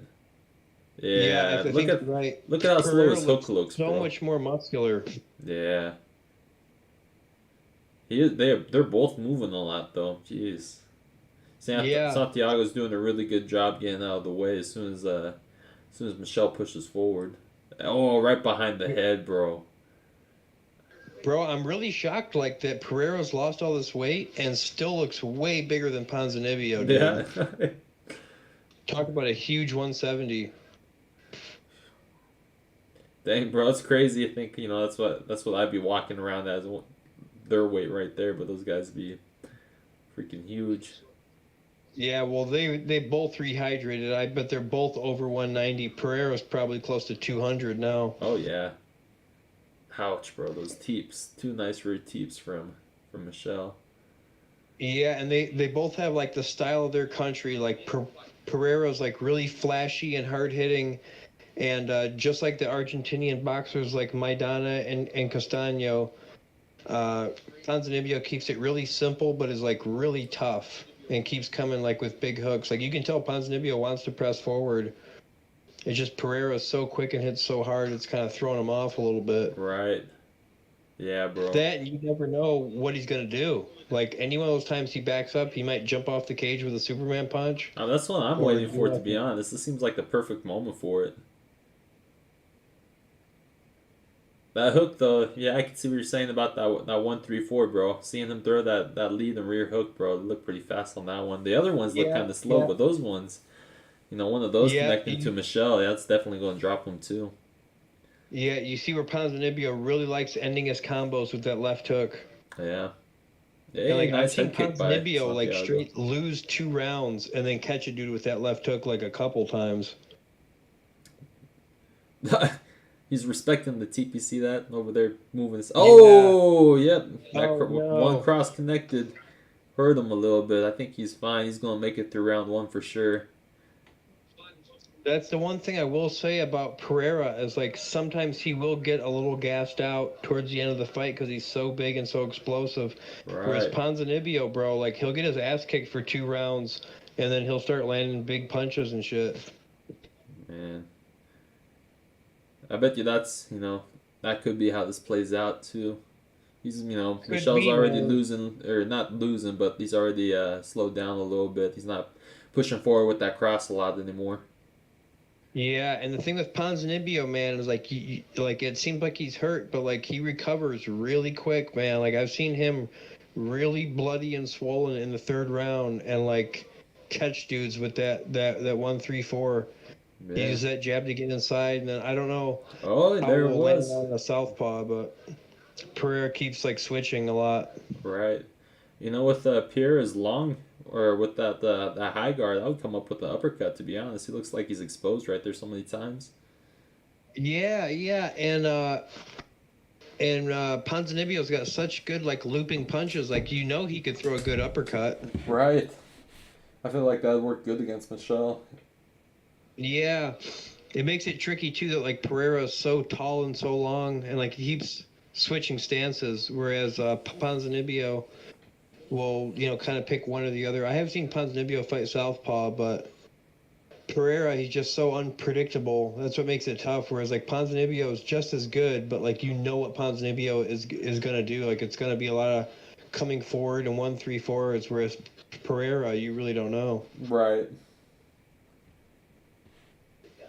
Yeah, it's a good fight already, bro.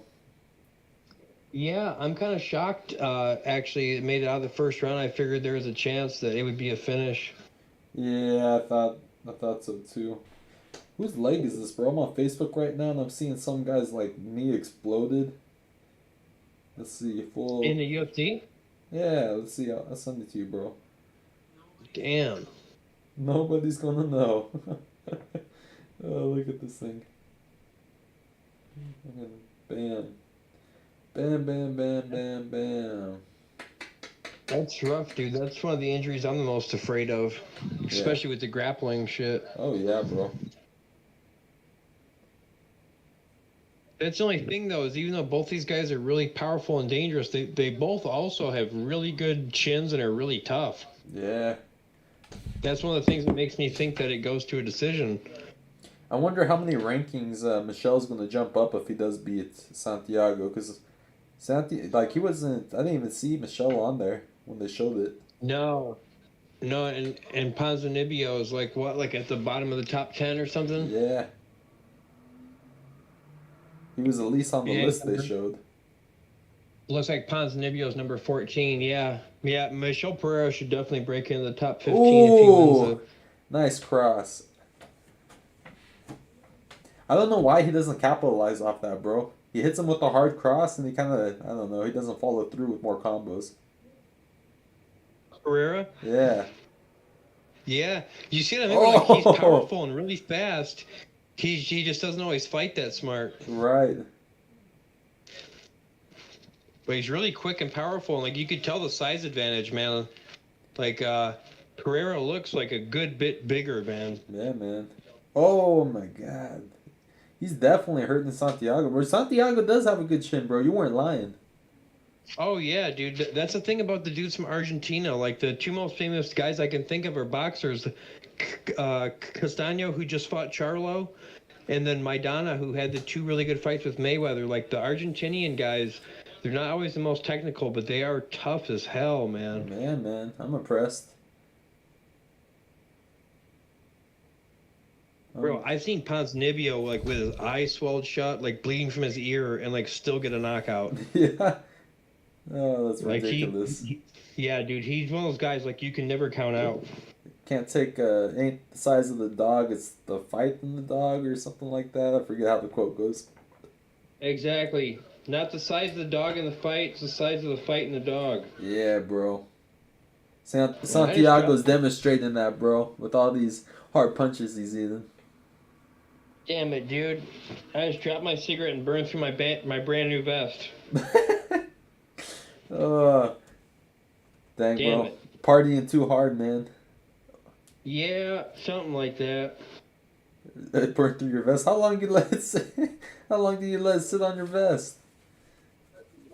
Well, see, the vest was buttoned up and it fell inside, bro. So it took me like a couple seconds to reach in and see if I could grab it, and then I couldn't, so I had to unbutton it.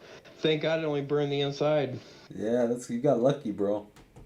Yeah, motherfucker, man. Like my dad was asking me earlier, he's like, "Are you gonna sleep at some point during this week?" Oh. I was like, "Yeah, at some point." At some point. You're like, I never sleep. I was like, "Why sleep when you can do illicit substances and drink?" Right? Santiago, man, he's piecing up Michelle. Now he hurt him. Dude, I'm telling you that 143. Yeah, man, he's fast. He can make it fast when he wants to. I think when he goes, man. Ponzinibbio loves that, bro. Jab to get in, huge right hook, huge left hook. Yeah, That's bro. what he just caught him with. Yeah. There's a 1-3. Oh, slip. That was a good slip. Yeah, he went to throw it and got his leg buckled out. Yeah. Got hit with the stiff jab, too. This is really going to depend on how tired Pereira gets. Right, bro. It's coming to the end of round 2. Cause that's the thing, man. Pereira's big for that weight class. Like, he had a pretty serious cut, man. Right. Yeah, bro. Ooh. Straight brawl fest. Nice. Good stomach kick. Let's see. Oh. He doesn't seem to be moving like so much slower in round 2. But yeah, bro, I didn't think that this one would go. Seeing Pereira fight southpaw so much. I didn't think this one was gonna go to decision either, but it might, bro. I think it might go to decision. Yeah, they're both so tough, You know, it's funny. Like they say, the Gilbert Burns fight and the Cosmoc fight was like fight of the year, but I already think that this one's better, bro. Yeah, it definitely seems more even. Yeah.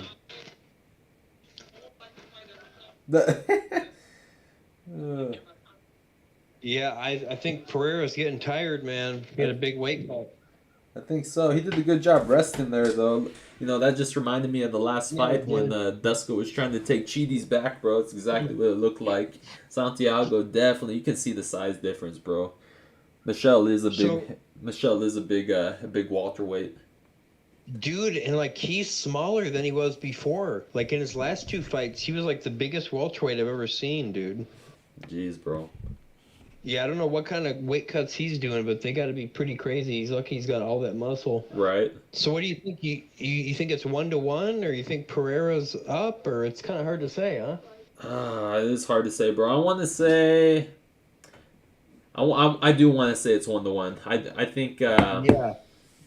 I think Santiago hurt Vieira pretty good in the second round. Not bad, but I think he just landed more punches in the second round. And in the first round, it looked like Vieira was definitely the aggressor most of it. So I think it's 1-1.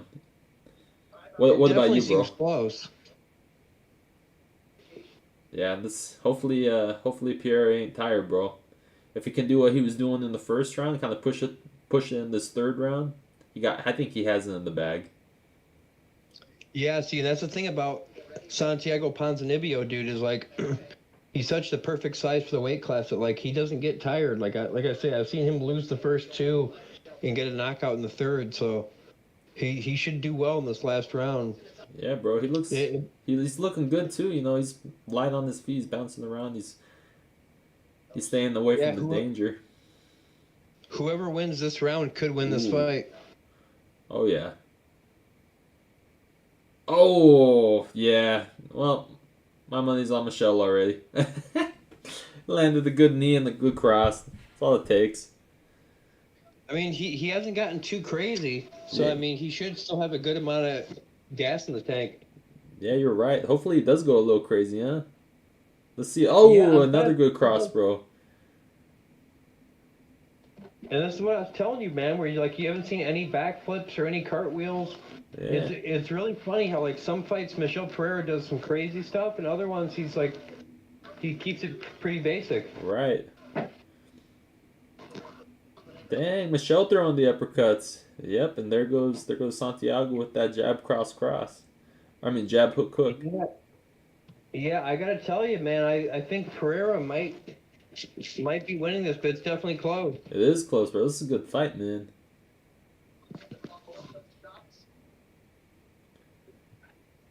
Yeah, he's tired, bro.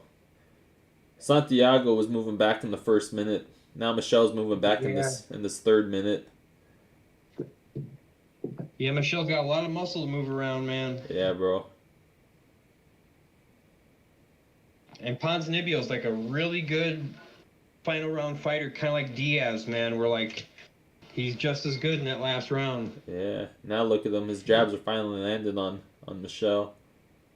Yeah, all it takes is one of those 3-punch combos tonight with that jab hook, man. Yeah, bro.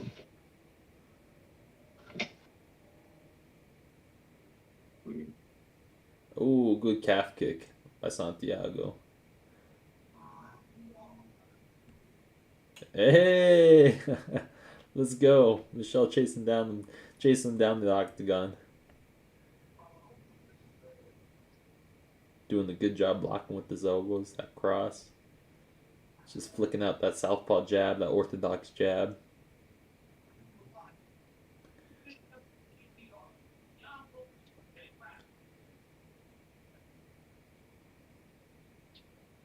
Oh, feints the cross, goes straight to the lead hook. What a fight, Jesus.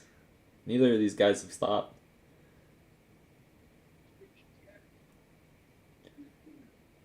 Oh, bro, I think they're going to give this... I don't know, I can't tell. It keeps on going back and forth. Hey! Oh, hey! That was kind of low. Santiago's a man for not calling it low. A low blow.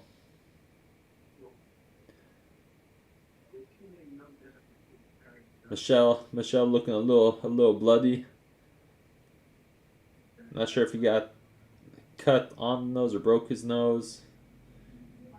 Using that high guard. Santiago attempts the takedown, doesn't get it, gets stuffed. Both just using their jabs, both landing and slipping jabs.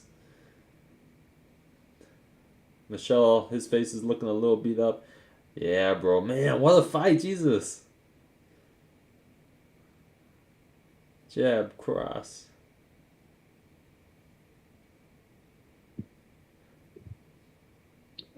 Yeah, I don't know, man. This one's kind of like the Vieira and Ricci fight, where it's like it go either way. Bro, these guys have not stopped throwing in round 3. Jesus Christ. These guys deserve a bonus. He attempts to take down again, gets denied. That's what I'm saying, man. Ponzinibbio brawls till the final bell, dude. Yeah, bro, both of these guys are. This is great matchup.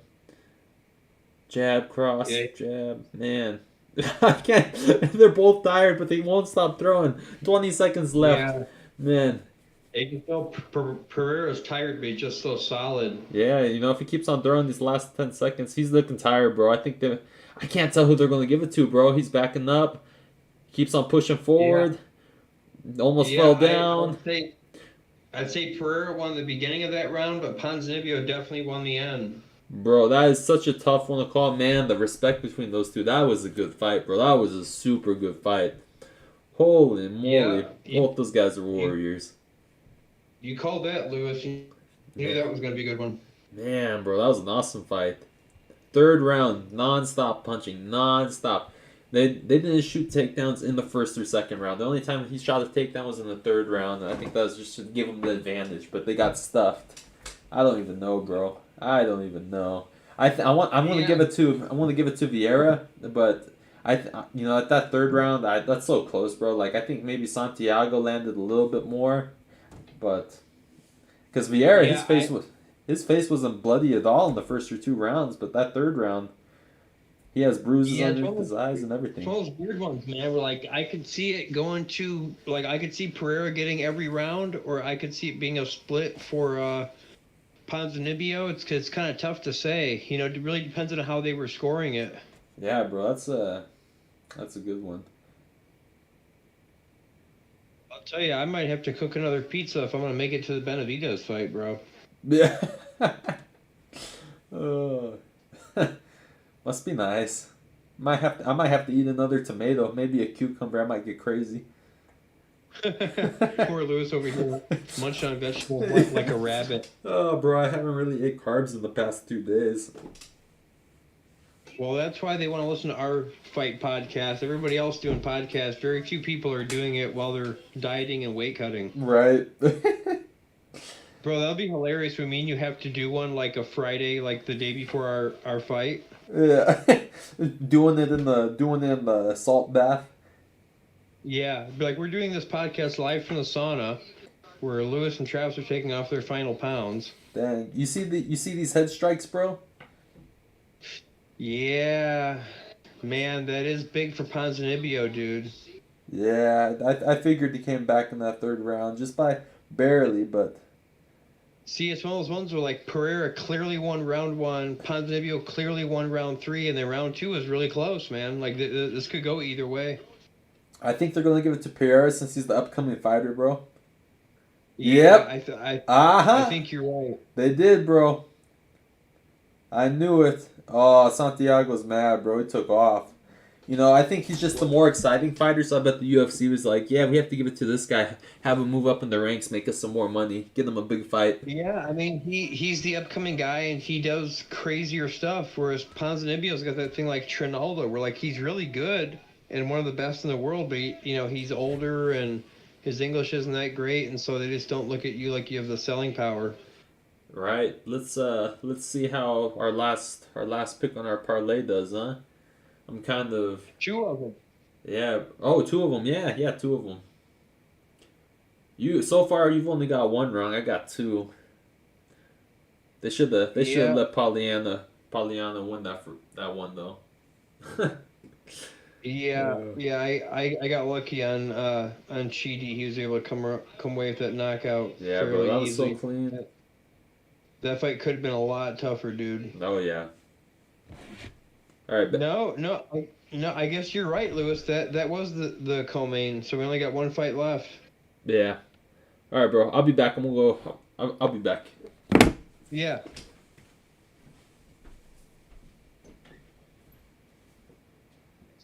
So for anybody listening, that concludes our co-main event on the UFC card: Michel Pereira versus Santiago Ponzinibbio, which Michel Pereira has just won by decision. 1 fight left, which is Holm versus Ketlin Vieira. Should be a good fight. Holm's the favorite, but Vieira certainly has a chance. And then we'll be moving on to the Benavidez card, which we may not be live streaming anymore for us. You guys may have to get your updates yourself on that. But anybody that is still awake and interested and sober enough to watch Benavidez versus Lemieux, that fight will be coming up soon. Fight night! Let's go! Yeah. Dang, bro. What a fight. Yep, you ain't kidding. 1 fight left, and that switches over to boxing. Yep. Looks like the boxing card hasn't really even started yet. Nice. We've got a couple of undefeated prospects on the boxing card underneath David Benavidez. They have a Yoelvis Gomez, who's 5-0 with 5 knockouts, fighting Jorge Cota, who's a little more experienced at 30-5 with 27 knockouts. They're junior middleweight, so they're at 154. And then we have a featherweight fight at 126 versus Luis Nunes, 16-0 with 12 knockouts, versus Jonathan Vieira, who's 13-0 with 12 knockouts. So might have a couple good prospects fighting on this boxing card after this UFC card ends here. Hey, sweet. That's what I like to hear. Yeah, I've got to find out what this Benavidez card is on. I want to say it's a Showtime PBC, but I need to check for sure. Looks like CBS picked Benavidez by a 7th round TKO. You know what, bro? I wonder. Yeah, that's what TBS or CBS picked. Yeah, I don't know, man. I think that's kind of early. Like, it's not like Benavidez is undefeated and has a lot of knockouts, but Lemieux's really tough, man. Like, he took a lot of shots from Triple G, who's like a real power puncher. Right. So maybe you think maybe split decision or? No, I mean, I think if it goes to a decision, David Benavidez will win a clear decision. And I think he could stop it in like the 10th, 11th, or 12th. But it's just, like, Lemieux's really tough. Benavidez is bigger than Triple G, but he's not really a power puncher. He's, maybe even less so than Errol Smith, but I feel like he's kind of in the same vein as Errol Smith, where it's like he puts these punches on you that are like 70-80%, and it just, like, once you get to like the 9th or 10th round, your body starts breaking down, you start really feeling them. But he's not like a dude like Crawford that, like, will give up the first couple rounds and then catch you with a good punch and hurt you and then, like, take you out. Benavidez is more like a huge guy for 168. He's really tall now that he's lost all the weight. And, like, he just kind of, it's one of those things where it's kind of like a Canelo thing, where, like, he hits you so many times, like, there's not really any quick first-round knockouts like Roy Jones or Prince Nassim Hamed did, but more like, by the last quarter of the fight, you're just, like, so broken down by the punches he catches you with a good one.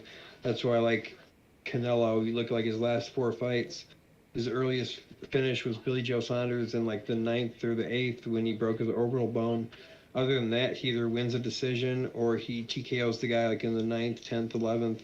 Kind of like Tank Davis too, where like Tank Davis will be like walking somebody down and taking punches, and he might even give up the first like 6 rounds, but then Tank Davis, like in the last 3-4 rounds, he starts really putting it on the guy, and the guy starts finally kind of wearing down from all the punches and stuff. Oh wow. He fights next weekend. Yeah, him versus Rolly Romero will be good.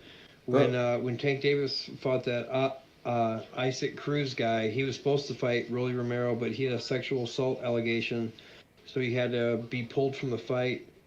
And Isaac Cruz, if you remember, was supposed to fight Ryan Garcia, and they just canceled that fight. What? Yeah. I think it's because it's one of those ones where, like, I think they found out in that Tank fight, like, Isaac Cruz was really good. Like, that was really close to being Charlo Castaño 1. Like, you could make the argument that if Davis did win that fight, he barely won it, like 7-5. Isaac Cruz just came forward the whole time. And, like, there were some rounds where Tank landed the better shots, but there were other rounds where Tank was on defense, and Isaac Cruz was getting through with a lot of those left hooks and right hooks to the body and stuff, and, like, he can really take a punch, man. Like, he's one of those guys, like, he's not real flashy, kind of like Julio Cesar Chavez, but he just never stops coming forward with that Mexican style. And Ryan Garcia, it's one of those ones where, like, he could step into a good right hand or left hook from Ryan Garcia, or, like, I can see him kind of doing like he did against Tank, where, like, he just keeps taking the punches and just keeps, like, landing well. And they were also from 2 different promotions. Isaac Cruz is PBC, and Ryan Garcia is ESPN or DAZN, like Canelo is. So what happened? Did Ryan, did he back out or something, or what? I'm not sure. They just said it was canceled, but I bet you Isaac Cruz didn't cancel it because he arguably had a really razor thin fight with Davis, who's whether you think Davis or Garcia would win, Davis is definitely the rougher, tougher guy of the two. Like Ryan Garcia's been dropped in fights and kind of has used his speed and quickness. He doesn't have the best defense, whereas like Davis kind of does like a Canelo thing where he'll lose the first 8-9 rounds or most of them, and then get a knockout in the late rounds. Like I feel like he's a little bit tougher. Whereas like the even fights I've seen Ryan in, he kind of has a hard time. Whereas Davis, he's used to losing like round after round, just looking for that knockout. And so I feel like if Isaac Cruz did that good against Davis, it might be hard to get inside on Ryan Garcia. But as far as toughness, like if he could hit Ryan Garcia as many times as he hit Tank Davis, like he probably wins that fight. So I guarantee it was Ryan that pulled out, not Isaac Cruz. It's super funny because I was listening to Ryan on the podcast, and he's like, I know a way to beat Isaac, yada yada yada. He ain't nothing for me. He's like, I'm gonna run through him, and I'm gonna show him, why I'm so much better than Gervonta Davis, and yada yada yada. Yeah. So that's why I think it's so funny that the fight ain't happening now. Yeah, see, like that's the thing, bro, is like Davis was hitting Isaac Cruz with some good uppercuts, man, and some good lead hooks, and he was still there. And I feel like, he's not hard to hit. Like he's coming right straight for you. And so Ryan Garcia could definitely get some good right straights and that good left hook that he's got in there. Right. The thing is, it's like a 50-50 thing where it's like if one of those first right hands or left hooks hurts Isaac Cruz, then Ryan Garcia is going to look really good. But if Cruz comes in with the kind of chin that he normally has and those punches aren't putting him out, like Ryan Garcia's in for a tough fucking night where like it's easy to keep the short guy off with the jabs and the right straights and the occasional left hook. Right. But after a while, the guy like keep coming, like he's going to start landing, man. Damn, bro. Yeah, so it's a real bummer that fight got canceled. I really feel like Isaac Cruz got fucked. Like he got a huge fight with Gervonta Davis, and Gervonta Davis probably got the decision because he's more well known and is the bigger draw. Right. But if they would have given a split decision to Isaac Davis, like nobody could have really complained about it. So he immediately got in that huge fight with Ryan Garcia. I really hope with this fight getting canceled, like he can get another high profile fight just because like the way he performed in that Davis fight, like he probably looked better than anybody else I've seen against Gervonta Davis. Like went all the rounds and definitely won some and never seemed too hurt by those uppercuts. Man, that'd be crazy, bro. I think that would have made like for a good I don't know, a trilogy, maybe like the start of a trilogy fight between Gervonta and Isaac. Exactly.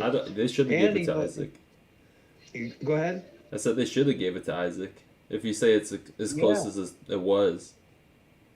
Yeah, and it's funny because 135, everyone thought it was going to be down to like Lomachenko and Tank Davis and Ryan Garcia on like who held all the belts. Right. And then you had Teofimo Lopez beat Lomachenko, and then Jorge Cambosos beat Teofimo Lopez, the Australian guy, and he's got all the belts but one now. He's going to defend them against Devin Haney, who trained at the Mayweather gym for a long time, and a lot of people think even though it's in Australia where Cambosos is from, there's a good chance that Devin Haney wins. Like I've heard he sparred with Crawford and sparred with Shakur Stevenson, and like everyone said, like Devin Haney's really good, man. And he's definitely not as wild as Teofimo Lopez was in that fight. And so, either guy could come out of that fight with all the belts, either Devin Haney or Jorge Cambosos.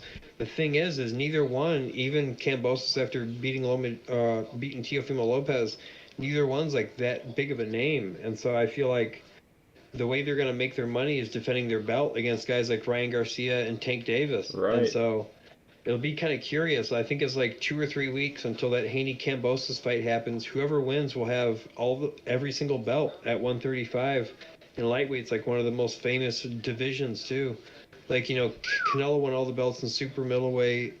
Charlo just won all the belts at super welterweight. But if you're at one of the normal ones, like lightweight, featherweight, middleweight, heavyweight, like those are the divisions that are really famous and typically make the most money. And so whoever wins this fight between Haney and Cambosos will be like the baddest guy on the planet since Lomachenko, especially now that Canelo's lost. It'll be between them and Crawford. And I definitely think like whoever wins, whether it's Cambosos or Haney, I definitely think like Tank or Ryan Garcia would have to be the next best thing. Tank went up to 140 for that fight against Barrios, but Yeah. he came back down to 135. And Ryan Garcia, all his fights have been at 135, so that's where they should stay. Yeah. Must be nice to be able to get to 135, bro. That's gonna be you here soon. Give it. Oh, dude, Give it 2 years. I could even do For- 135. It's flyweight 125 that Trevor was talking about. Where I was like, I don't know about that, man. Like I think I could easily do 135. 125, I'm really not sure, man. How much are you walking around at right now? Like 140, 130 something? No, dude, like at my heaviest, I'm like 147, dude. Dang, you're 147? Yeah, I would say like I normally range from like 143 to 147. So like Sheesh. 125 is like a big cut because like at the end of the week when I'm worn out and haven't really been eating and I'm a little bit dehydrated, I'm like low 40s, early 30s. And the thing is like somebody with my body type, like a 10, 15 pound water cut, not eating what I want, like that would be kind of pushing it a little bit. So it's one of those weird things where I feel like, probably low 30s or 30 would probably be like the most I could do. So it's one of those things where it's like 135 is like pretty easy for me to do, Right. but like 125 would be way too hard. Like I'm just one of those guys that I'm kind of in between. Yeah, bro. I think you're at a good weight, to be honest. Like you can make one. I thought honestly, I thought maybe you're like a 140, and I was like, oh yeah, you can make 125. But like you being at 147 at your heaviest, bro, you're already super lean, and you like you said, you've been putting on muscle. I feel like dropping down to 125 would probably would probably kill you, bro. Yeah. I think that's like 4 pounds too much. And I think like like last time for that fight, and I've gained a little bit of muscle since then. But when we did our Thai fights, I needed to cut to 137, 139, and I went to 137 like easy. And so like I know 135, like I'm gonna feel a little bit, but I could do it easy. Whereas like 125, man, like that's really pushing it. Like it was really hard for me to do when I was 21 and we weren't cutting weight right, but I was like 10 pounds lighter back then. Whereas, doing a 20-pound cut when you're fucking 145, man, that's like 16 or 17% of my body weight, man. That's a lot. Yeah, bro, that is a lot. That ain't healthy. All right, bro. No. We getting ready to start this fight with Holm and Vieira, right? Last one. Yeah. Speaking of 135ers, Yeah, for real. I bet they're both probably bigger than me too. Like I'm one of those guys that like if I could make it to 125, I would definitely be the tallest, like biggest guy. Whereas if I fight at 135, I'm gonna be like a little smaller. Like even my Thai fight at 139, I was like a little smaller than the one guy that I fought. And so I know at 135, like some guys could still be heavier than me and bigger than me. Right. Yeah, that guy. All fairness, bro, that guy was just 40 versus shredded. 30. Yeah, bro, the guy at your fight, bro, when you did that Thai fight, was just shredded, bro. Yeah, he was like it was like he wasn't much bigger or taller than me, but he was like filled out and his back was straight and could stand up straight and shit. Like he felt really fucking strong in the clinch. Like he didn't feel like he hit that hard, but he definitely felt really strong like when I clinched with him. Right. All right, bro. Can't believe Holly Holm's 40, dude. I know, bro. You can definitely see the age in her. Yeah, she is one of the most decorated female boxers ever, though, dude. Right. I mean, she was she was the baddest female boxer at one point. She won belts in like a couple different weight divisions. I think she was undisputed at 154 or 147 or something like that.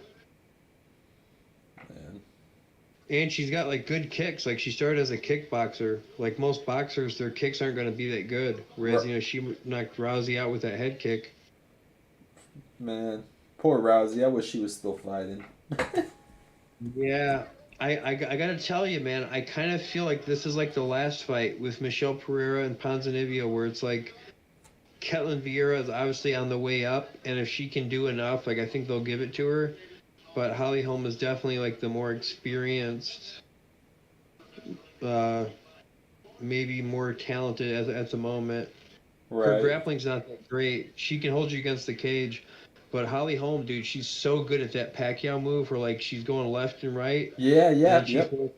then she throws a left straight, and then she kind of ducks out to her right side, and that's how she beat Rousey. And she's really good. Even when she lost the belt to Misha Tate, like she was winning that whole fight. Man. I think the only time I've seen her like lose bad recently was against Amanda Nunes, where she caught her with that head kick. Amanda Nunez caught Holly Holmes the head kick. Yeah, it was bad, dude.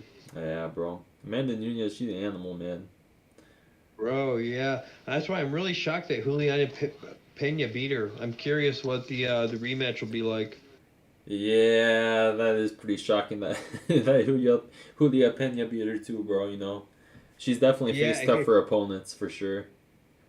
yeah, especially now that they're in the Ultimate Fighter together and stuff, and Right, I but gotta keep up with that. I it haven't. definitely seemed like Nunez like gassed out and then got hit and choked. Like it didn't really seem like it didn't seem like Pena ever really hurt her or anything. Right, man. Both these, yeah. You know, usually Holly Holmes, I think she bounces around a lot more than she usually does. Kind of like Thai style, Yeah, just touching southpaw yeah. versus southpaw versus Go ahead. orthodox. Yeah, I don't know about Vieira, but Holly Holm, like when she fought Cyborg, it was at 145. And like Holly Holm's usually one of the bigger chicks, but like Vieira looks just as big, dude.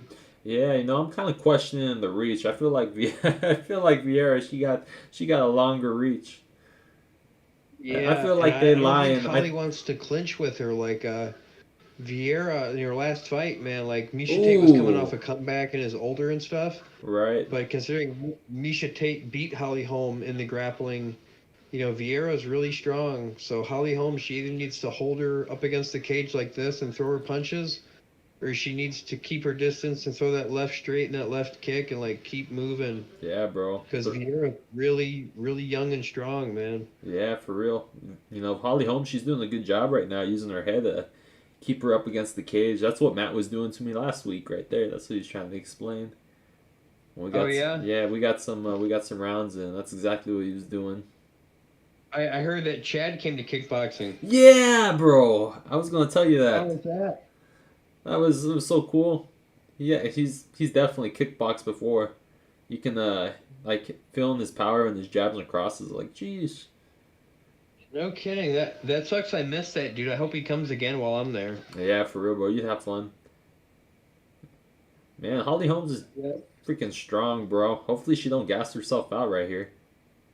That's what I'm saying, bro. Like she used to fight at 145. Like she is really strong, and like when she fought Cyborg, like she did really well. And so Cyborg's really big and strong for a woman.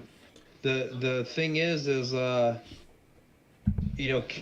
Vieira, Misha Tate's like the best fighter that she's fought, and like the couple of times she's fought somebody good, like Kat Zingano or Misha Tate, they were either coming off a comeback or coming off a losing streak. Whereas Holly Holm has kind of got that thing like Cheeto Vera a week or two ago, where it's like, her record recently hasn't looked really good, but she's been fighting like the toughest people. Oh, I Like know when for you're the longest fighting, time. when you're fighting Juliana Pena and Amanda Nunes and Cyborg and Ronda Rousey, like your record's only going to look so good. Right? Is this a 5 round fight? Yeah. Oh boy. Yeah, it's the main event. So that's the thing. And like, I feel like Holly Holm is, even if she's not in better shape, like she's more used to going in 5 rounds. When she lost her belt, it went 5 rounds. I believe she went 5 rounds against Cyborg. I think she fought Shevchenko too, because Shevchenko fought at 135 and fought Amanda Nunes for the 135 belt before they created the 125 division that she's the champ at now. That's who I really want to see fight again against Amanda Nunez is Trevecno. Yeah, I gotta tell you, man, Shevchenko might have won that last one. The Yeah. second one, I think there's a good chance that she won. And the thing is she's got to go up to Nunes' weight class because Nunes could never make 125. Yeah. It's one of those things where it's kind of like Anderson Silva and John Jones, where as soon as one loses, you kind of forget about that. Right when John Jones was, when they were getting close to doing the fight with him and Anderson Silva, Silva lost to Weidman, and I feel like it was just like that. Like people were like, man, we might have to have Shevchenko and Nunes fighting for a third time, and then Pena beat Nunes. But like I say, it was one of those ones like when GSP lost the first time, where you're like, it looked more like they were having an off night than like they Right. got figured out or something. Yeah. Yeah, this is a pretty boring first round, bro. It's just up against the cage the entire time with Vieira continuously trying that Yeah, hip and toss. Holly Holm, she fought, I think it was Megan Anderson or one of those high-ranked girls at 145, and this is exactly how she won. Was she just held the girl up against the cage and like outlanded her by throwing these little shots because she had initiated the grappling. So she like ties up with one arm and then she punches with the other one, and I've seen her win a couple times with that. It's like, her idea of being safe or something. I think maybe because she'd been knocked out a couple times. I almost rather watch that that Rose fight. Yeah, it's definitely one of those. Like I say, it's tough. It's almost easy when you're a Clay Guida or a Ponzinibbio type, because like you know exactly what you're gonna do. Like you're gonna march forward, you're gonna throw this combo, kind of like Canelo a little bit, even though he can vary it up a little more. Whereas like when you're like Anderson Silva, that's one of the things that made it so exciting was you didn't know what he was gonna do. Like he might have a fight like that against Damian Maia where he wins a decision that's super boring, where he's just clowning the guy, or he might have a fight like Vitor Belfort where you're like, damn, this dude's dangerous, and then Anderson would win by like the craziest front kick knockout you've ever seen. Yeah.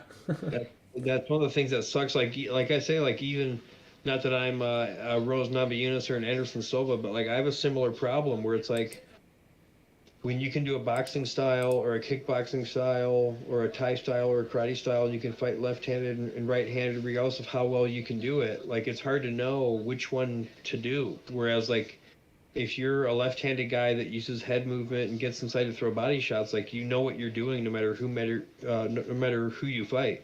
Right. Hey, I was curious about this. Why are they tapping hands like that? I've never seen people like actually clapping hands. Like I'll see them like parry or jab the hand, but clapping hands. That's a little weird. It's that like they're both trying to hand fight to get their distance, Oh, okay. and like people won't always do it with you. Right. But like you will see it in boxing a lot too, where like both people want to counter the other person's jab or their rear hand, and so they're kind of tapping hands to do their distance. It's kind of like each person throwing jabs at each other. Like instead of having one fight where one guy's the out fighter and one guy's the in fighter, they're both tall and long and trying to be the out fighter. So that's why they're tapping gloves. But they'll also, I'm sure you'll notice them try to take advantage of the other one doing it. Like Diaz was really good with that. Like both the Diaz brothers are really good with hand fighting and like pulling your glove down so you bring it back up, and then they throw a body shot, or they push it up so that you pull it down and then they throw a headshot. Yeah, you don't see these girls doing that though. There goes Holmes with her sidekick, keeping that distance. Well, and the other thing is like the way that they were touching their hands there, it only really works if it's a southpaw versus orthodox. Oh, okay.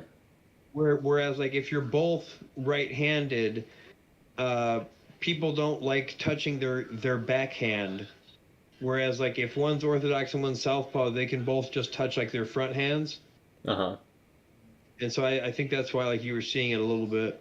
That makes more sense. But yeah, and I know Ketlin Vieira hasn't fought a lot of southpaws, whereas Holly Holm I know has fought a lot of right-handed fighters. But I think she's having a hard time right now with like how strong Ketlin Vieira is. Right. Yeah. This is how she beat Misha Tate in her last fight, man. Like she just made it really ugly.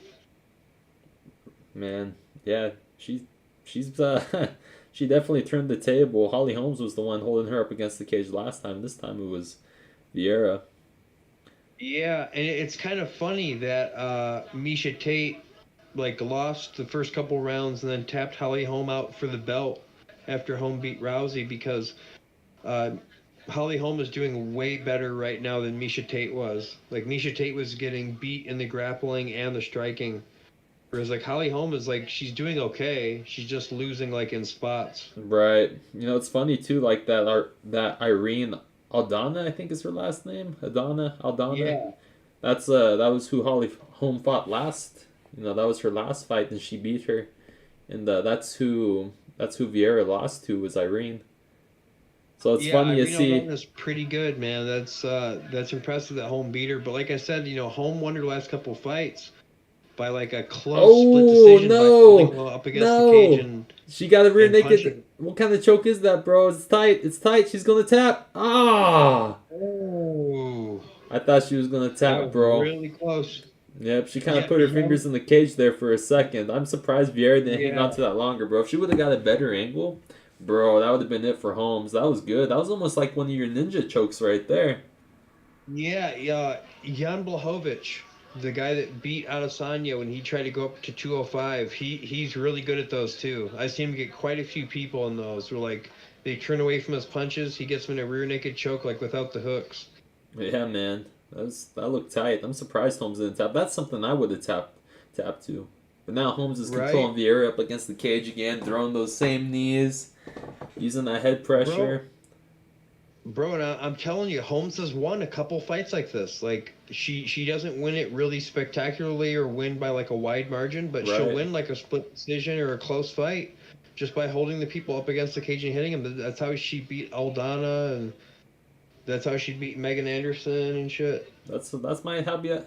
That's my hobby. Blah blah blah blah blah blah blah. that's my. Yeah. That is how this fight might go. Look at that. I can speak. Woo! Yeah, I English. yeah, I think you're right. I think Holmes is just gonna use like her tricks, like to close distance, and she's not really hurting her, but she's controlling her and she's landing more punches even if they're not hard. Right. And I've seen Holm win a couple like this. Not only that, I've seen Holm win fights like this at 145. So Man. at 135, she should be able to do this. I, I wouldn't doubt it, bro. She's not looking bad. She has some bruising on her face right now. That's it for round 2. We're getting ready to jump into round 3. I wonder Yeah, and I how don't. Vieira is feeling right now. It doesn't look like she's too gassed out either, but she ain't really Yeah, throwing output or anything. They hand fought a little bit and threw a couple kicks, but that was pretty much it for excitement. Besides that yeah, choke too. that's a good question, dude. Yeah. Besides that choke, that was that it's hard to say. Look at how tight that is, bro. They're playing the replay right now. Look at that. Yeah, You that see, looks tight, yeah, man. bro. You see her grabbing the fence? Dang, She bro. looked like she got really close to tapping too. If Holly Holm wouldn't have got that left arm around her, that would have been it, bro. Yeah. If Vieira would have stayed closer and kept the arm to the inside of her body, bro, that would have been lights out for Holm. So that's what saved her right there. Yeah, she was really changing colors too, man. Yeah, bro. Oh, a slap. You see that? A slap hook? Some I Diaz stuff did. right there, bro. Yeah, Holly Holm's really crafty, man. That's Yeah. the thing. Like she's been around for a long time and gone really to a high level in boxing and mixed martial arts. So like she's got a lot of crafty shit that she can do when they both start getting tired. Yeah, bro. Let's see how long it takes to get her up against the cage again, because I know that's where it's going. That's the thing, man. Is like Vieira's won 3-round fights before, and even I think a main event or two, but all of them she was like totally in control Ooh, of. Whereas Holly Holm, man, I don't know if it's an elevation thing or if it's like the way they train, but I've never seen anybody from Greg Jackson's gym, like Cowboy or um, John Jones or Holly Holm. Like I've never seen any of them really get tired. Like they all seem like they're in really good shape, man. right. And here it is up against the cage. Yep, right up against the cat. Whose blood is on Vieira's face? Is that her blood or is that Holmes' blood? I can't tell. That's a good question. I'm not sure either. But like I said, man, even though it's boring, I've seen Holmes win a couple big fights like this. You know, I Like think that's against where it's big going, girls bro. too. I think I'm gonna give round 1 to Holmes. Maybe round 2 it should probably go to Holmes too with all the cage control, but that choke was the only exciting thing so far in this fight. So maybe they might give Yeah. that one to Vieira, but I don't know, bro. How you scoring it so far? Who you give the first and second round to? I don't know. I think if Vieira's lucky, it's 1-1 right now. But I think, assuming this round kind of plays out the same way the last one did, I think there's a good chance Holmes is up. Like it's definitely a slim chance that Holmes is losing right now. Right. I Like she had such good control, even though Aldana has been a little more aggressive and doing a little better. This cage control does count and stuff. Catelyn Vieira needs to like really start pressing her, like hitting her here, dude. There we go. As soon as you said that, bro, she Yeah. comes in with her flurry. Let's see it. Oh, hey, look at that. It's turning into a fight now. Holly Holmes comes in with her own little flurry. Both did the same thing. I'm not sure what that was. It was a whole bunch of switch crosses is what it looked like. Holmes with a Yeah, good question mark kick. Yeah, Holly Holmes does a lot of that. She does like a left straight and then like a right uppercut, like right up jab, and then like another left straight. Carlos Condit used to throw that a lot too. That's like a popular Greg Jackson's move. Is like switch southpaw and throw like a 2-5-2 or like a 2 up jab 2. Right. They do a lot of that those switch punches, like Groovy Orlando too. I like his style a lot. And you see Lando him do stuff Veneta? like that. Huh? You talking about Lando Veneta? I know him as Groovy Orlando on Instagram. Yeah. It's probably who it is. Yeah, I like his style. Yeah, he does some really cool stuff. Yeah, bro. Man, here we are up against the cage again. We got Vieira landing some good knees though, even though her back's up against it. Holmes hasn't really thrown anything. The same inside knee kicks. Vieira, if she could keep on throwing those knees from her back up against the fence, she might be able to outscore Holmes, even though Holmes has the control. Look at those. Ouch. Yeah, you can tell how strong Holmes is for 40 in the clinch, man. Oh, I know, bro, for real. I'm surprised how big Vieira is compared to her. Like, they seem like they're about the same size. Yeah. Vieira's big, man. I almost think she should do what Park was doing in the first fight of this main event. I think she should go for like that standing arm and guillotine just to keep her bent over. Yeah, or like a Darce choke or something. You think she's got to be decent at jiu-jitsu. Right. And Holly Holmes, like a good amount of her losses have come on the ground. So I'd definitely like to see Vieira, the Brazilian, go for a choke or two. Right. But she seems like she wants to stand with Holly for I don't know what reason. Uh-huh. Bro. Good sidekick. Yeah. Good right hand from Vieira, though. Oh, she's trying to go for a spinning elbow. That was sneaky. That would have worked if she would have let her go. Yeah, I don't know why she keeps clinching with Holly Holm when like Holly Holm is so strong and like seems to do really good. I think she should keep it at a distance because Holly Holm never really throws knockout shots. Right. Yeah, whereas like Vieira's a little more powerful as a striker. She should try striking with her. Yeah. Holly Holm already looks like a little swollen up. That's what I'm saying, bro. Yeah, you don't really see any marks on Vieira. No blood, no bruises. No. She doesn't even look like she's too, man. Yeah, she doesn't even look like she's breathing that hard compared to Holmes. Yeah, that's the only thing, man. Is like this 4th and 5th round, Holly Holmes got like a lot more main event experience, even being 40, being 10 years older. Right. Whereas like Vieira, like I said, like all her big fights, like by the time it got to the halfway point, like she was winning, so she wasn't having to use as much gas. Yeah. I wonder. She's got Andre Pederneiras in her corner. That's Jose Aldo's coach in Vieira's corner. Jose, what? How sick is that? Yeah, Andre Pederneiras. He used to fight in the UFC like in the really early days. Uh-huh. He was pretty good, man. He was like one of the first guys that was like a good striker and like good on the ground. Wow. Yeah, he was like back when the UFCs were in like the early double digits, like UFC 20 and shit. Man. What did you say his name was? Andre what? Andre Pederneiras. Pederneiras. Yeah, he's the lead coach at Nova União. That's the gym that had Jose Aldo, had Marlon Sandro, who is high up at 145 in Bellator, had Eduardo Dantas, who was the champ at 135 in Bellator. Gray Maynard was training, like helping them with their wrestling for a while. Even Peter Yan went there like for sparring like a bunch of years ago. Oh wow, Peter Yan Yeah, too, man.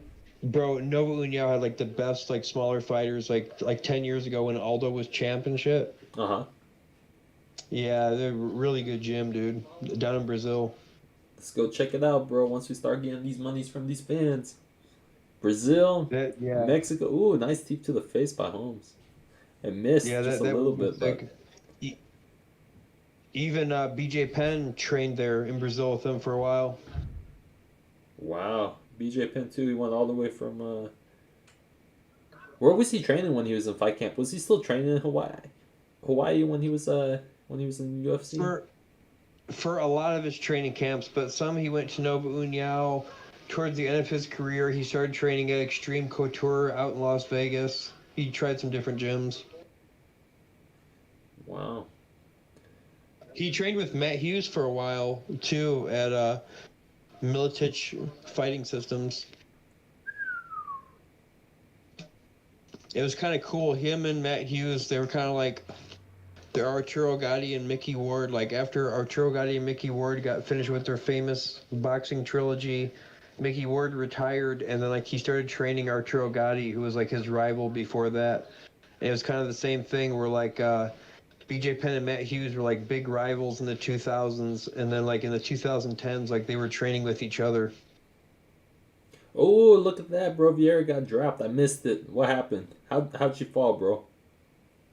I don't know. It looks like Holly Holm's been bringing a lot of stuff up the middle, like rear head kicks and rear front kicks and stuff. Oh, you can kind of see a little bit of swelling now on the right side of Vieira's face, just a little bit. Oh, finally, look at that. More switch punches, bro, from both of them. Yeah, I think Holly Holm's experience is starting to take over a little bit. Yeah, I think so, bro. Vieira needs to get more aggressive. Like she seems like she's got plenty of gas. Right, yeah. There's only two Because rounds left. Holmes Only isn't 2 going to slow minutes. down, man. Yeah, there's only 2 minutes left in this round 4. And the same thing, like if Holmes like keeps her clinched and keeps landing like little knees and little punches, there's a good chance she's gonna win a split decision or something, man. Right. She keeps landing that side kick too. Yeah, that's her signature, bro, is that side kick. She always throws that side kick. Always. Yeah.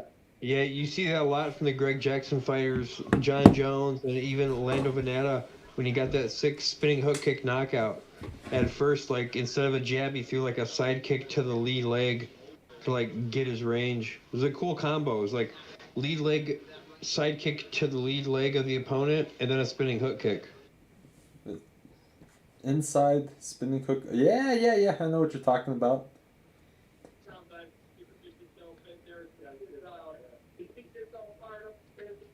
Yeah, That's- Lando Veneta has good head kicks, man. He almost dropped. He dropped Tony Ferguson and almost knocked him out with a head kick. Dang, Tony Ferguson, huh? He got. Yeah, He had a tough chin. Yeah, Lando Veneta just landed like a perfect head kick, bro. And Tony Ferguson like hit his knees and then got up and was all wobbling and shit. But Tony Ferguson's really good at fighting while he's hurt. Man. Yeah, it's true, bro. It is. Man's a zombie. Yeah, bro. Vieira needs to do something, man. Yeah, she at least this time, she's controlling the center of the octagon. That's what she needed to do from the beginning, bro. She kept on getting pushed back. If she stays there, she should be fine. But Yeah, and she like should if be she's not gonna switch stances or shoot takedowns or clinch, like she should at least be throwing some hard straight rights and some hard right kicks, just like she did there. right. Yeah, man, Holly 'Cause Holm, she got some fast Holly hands, Holm's bro. not hurting her, but she's definitely outpointing her, man. Right, and that's it for round 4. We're coming into round 3. That's round 3. It's not round 4. I thought that was round 4. No, you're right. That's the end of round 4, dude. Yeah, but- I think Holly's probably winning, dude. Yeah, we're coming to the end of the match, the bout, the fight.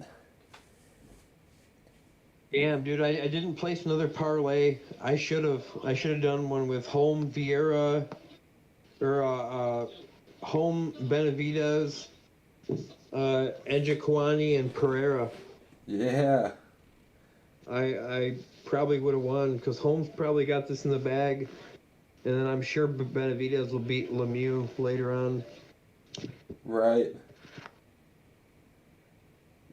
How? You said Benavidez was the one that lost the weight, bro? What do you mean? That was you were saying when we were doing our podcast yesterday that someone dropped him.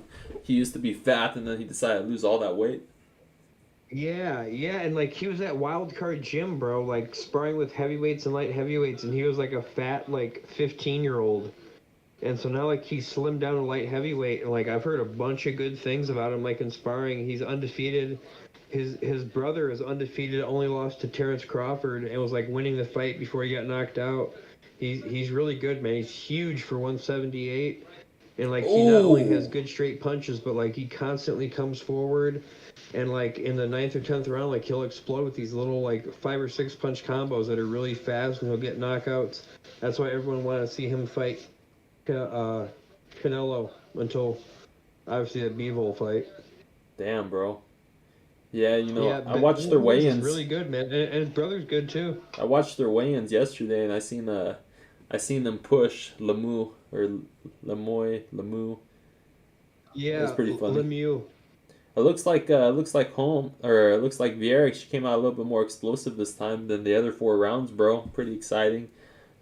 She should, man. It's the last rounds. Like, no reason to hold back. Right. You know? Yeah, she hit Holmes with a good head kick at the beginning and tried going for a spinning elbow, which barely missed. Yeah, bro. Hopefully she can keep That's it up. the same thing that Lemieux is going to need to do if he's going to win that fight. Like, Benavidez will win the fight at distance, and Benavidez comes in close. And, like, he's trying to land hard hooks, so he lands these, like, light jabs and straights, and then he throws these big hooks. And Lemieux's got a good chin and hits really hard, but he's going to be the smaller guys. Like, he really needs to really start cracking Benavidez early. It's kind of the same thing, like, with Vieira here, where, like, Vieira needs to be throwing more. Yeah, bro. Holly Holm, like, even though Holly Holm isn't really throwing anything 100% and isn't hurting Vieira, like, if she keeps throwing those 3-punch combos and clinching her up against the cage. That's like exactly right what she's doing right now. Yep, I seen her try to do that like a minute ago. Yeah, bro. Vieira needs to stay off that cage, bro. The last 3 minutes.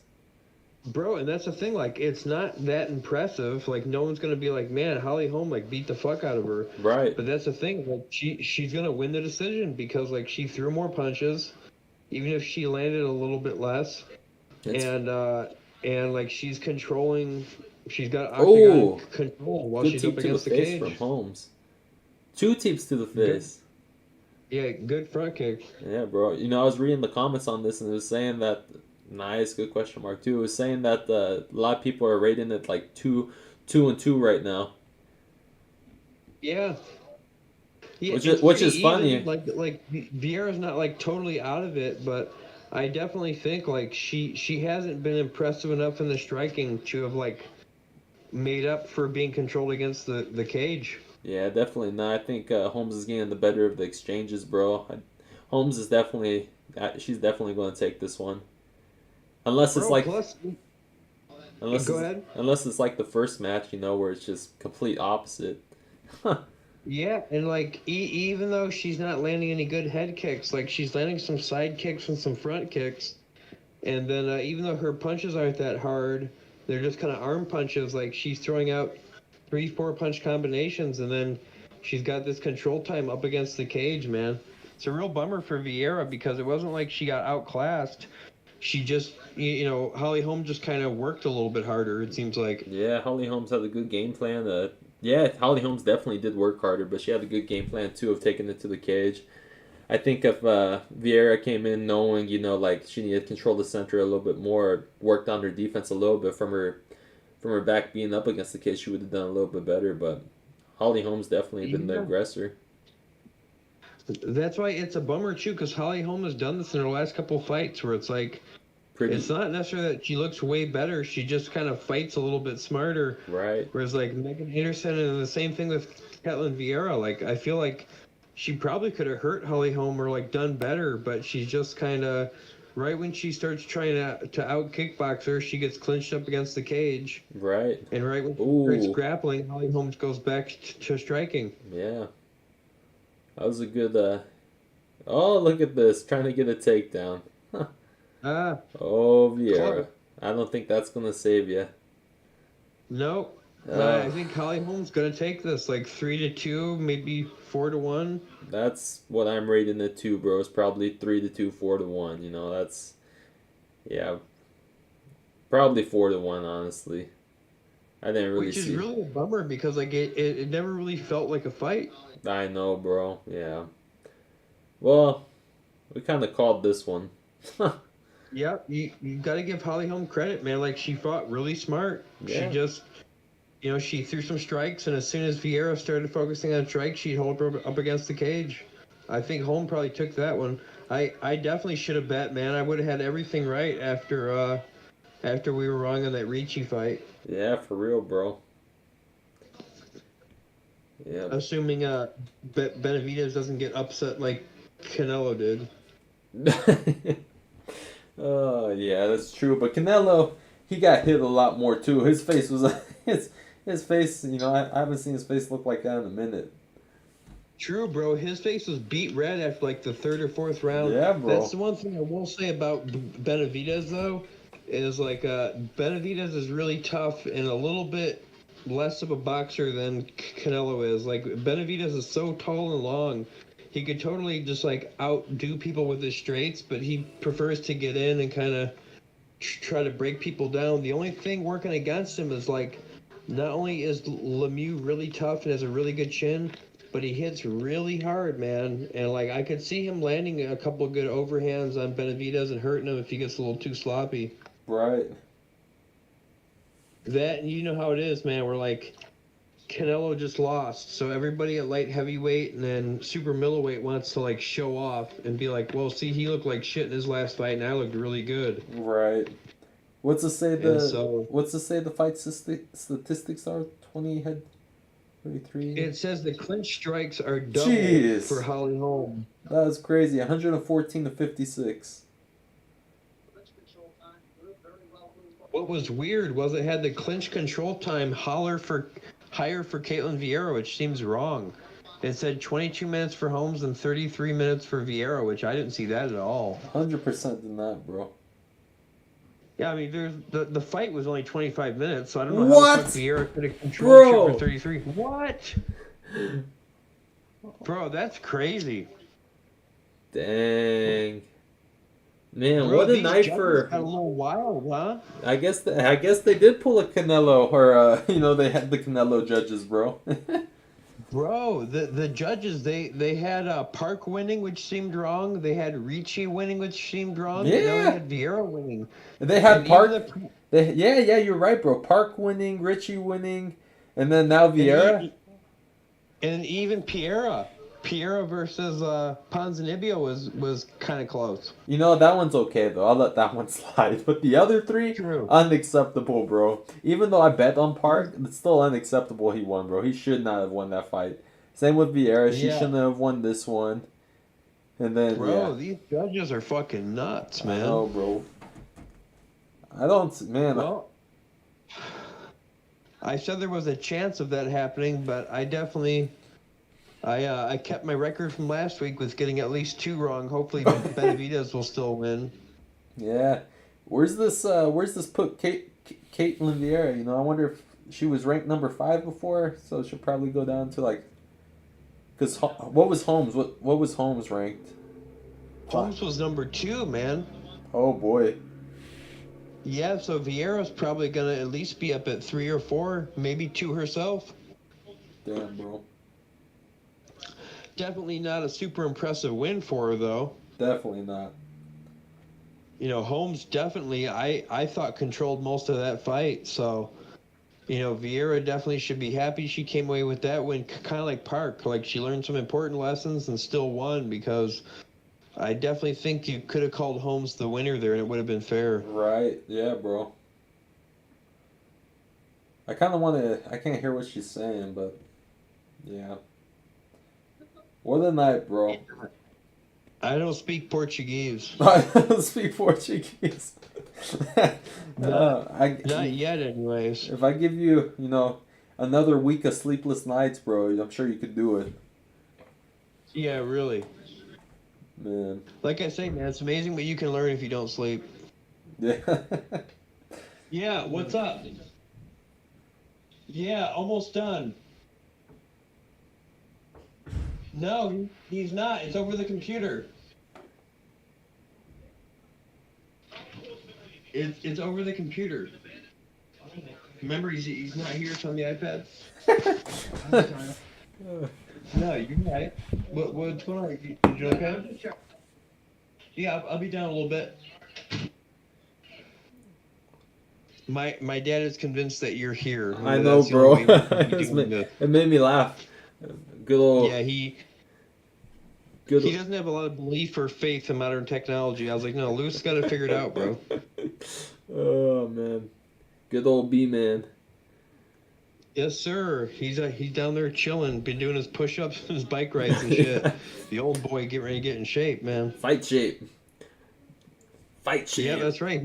Bro, he's been slimming down too. Like, he used to have a huge stomach. Now it's like getting real close to being flat, man. Hey, good for him, man. This takes a lot of work and dedication. Oh yeah, man. And like he's got the same thing as you were. Like, he's got the shorter neck and like the wide shoulders. That's why, like, he's naturally like 40 or 50 pounds bigger than me, dude. Sounds like he's built like stone. Pretty much, man. I'll tell you what, some of the surgeries I've seen that dude have awake, I don't know how I would have been on the other end of them. Right. Like, he definitely takes abuse very well. B-man's the real man, bro.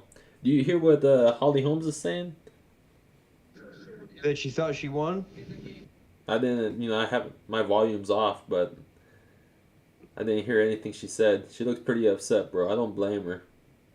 Yeah, she just basically said that she thinks she won the fight, and as much as I hate to agree with Holly Holm, I think she probably won that fight too. I think so, bro. It was pretty boring, but I think she did win it. Yeah, I mean, it seemed like she at least landed as much as the other girl, and then she had way more cage control time, so I think they definitely should have gave it to her. But I think it's like you said with Michelle Pereira and Ponzinibbio, where the young up-and-coming fighter that's on their way up, they tend to give the decision to, whereas like they know Holly Holm is 40 and she's on her way out. She's already fought everybody. Yeah, I think that's what it was. Yeah. Well, broski, I think I'm gonna hop off and start getting ready for work tomorrow. Oh, bro, that sucks. I'm bummed out, and I don't even have to go do it. Man, yeah, bro, it sucks. It sucks big time. I'd rather just stay here and do these fight streams all night. I hear that, cuz. Well, at least we got our first live one in the books. Thanks to everybody out there that's listening. I won't be streaming, but I will be up late partying and watching the Benavidez fight. I look forward to hearing how that goes, bro. Both the fight and the partying. Yeah, really. When Trevor and Taylor were over, I could barely see them. Yeah. I was like, that blur sounds a lot like Trevor, so I'm just gonna assume it's him. That means you're doing it right. Exactly, bro. So next week I'll look forward to giving a breakdown on how the Benavidez fight went, and unfortunately, like last week, your boy got a couple wrong on Vieira just winning that fight and Ricci winning hers, but so far I got everything else right. It seems like it's always the women's fight that messes me up. Aside from Canelo last week, I think every single fight I've gotten wrong has been a women's fight. Oh, wow. Yeah, so apparently I need to brush up on my my women's mixed martial arts and boxing knowledge, because I've been a little bit off lately, bro. Nah, we'll get it, bro. Next ones are gonna be the ones, bro. Right on. Well, next week we got some big fights to look forward to, including that Tank Davis and Romero fight. So that'll be a good Fights Tonight podcast with us breaking those down, and we'll get to break down everything we got wrong. Like I said, hopefully this Benavidez fight will go the way I think it will later. Yeah, who knows? Hopefully too. Maybe next week we'll do another live stream with that Tank Davis fight to see how Yeah, see how that absolutely. goes. Yeah, and that one should be a little hard to find a stream for. So hopefully we'll get a couple more viewers. Get some of these dudes to put in some donations for a couple ballers over here. Yeah, pay for our drinks or something. Exactly. It's like we're out here training every day. You know, at least help us pay for our hand wraps and our rash guards, where we're getting choked and punched, man. Yeah, I feel that. All right, brother. I think I'm gonna end it now. It was I'll catch you next time. Absolutely, brother. Good doing it with you. See you on Monday.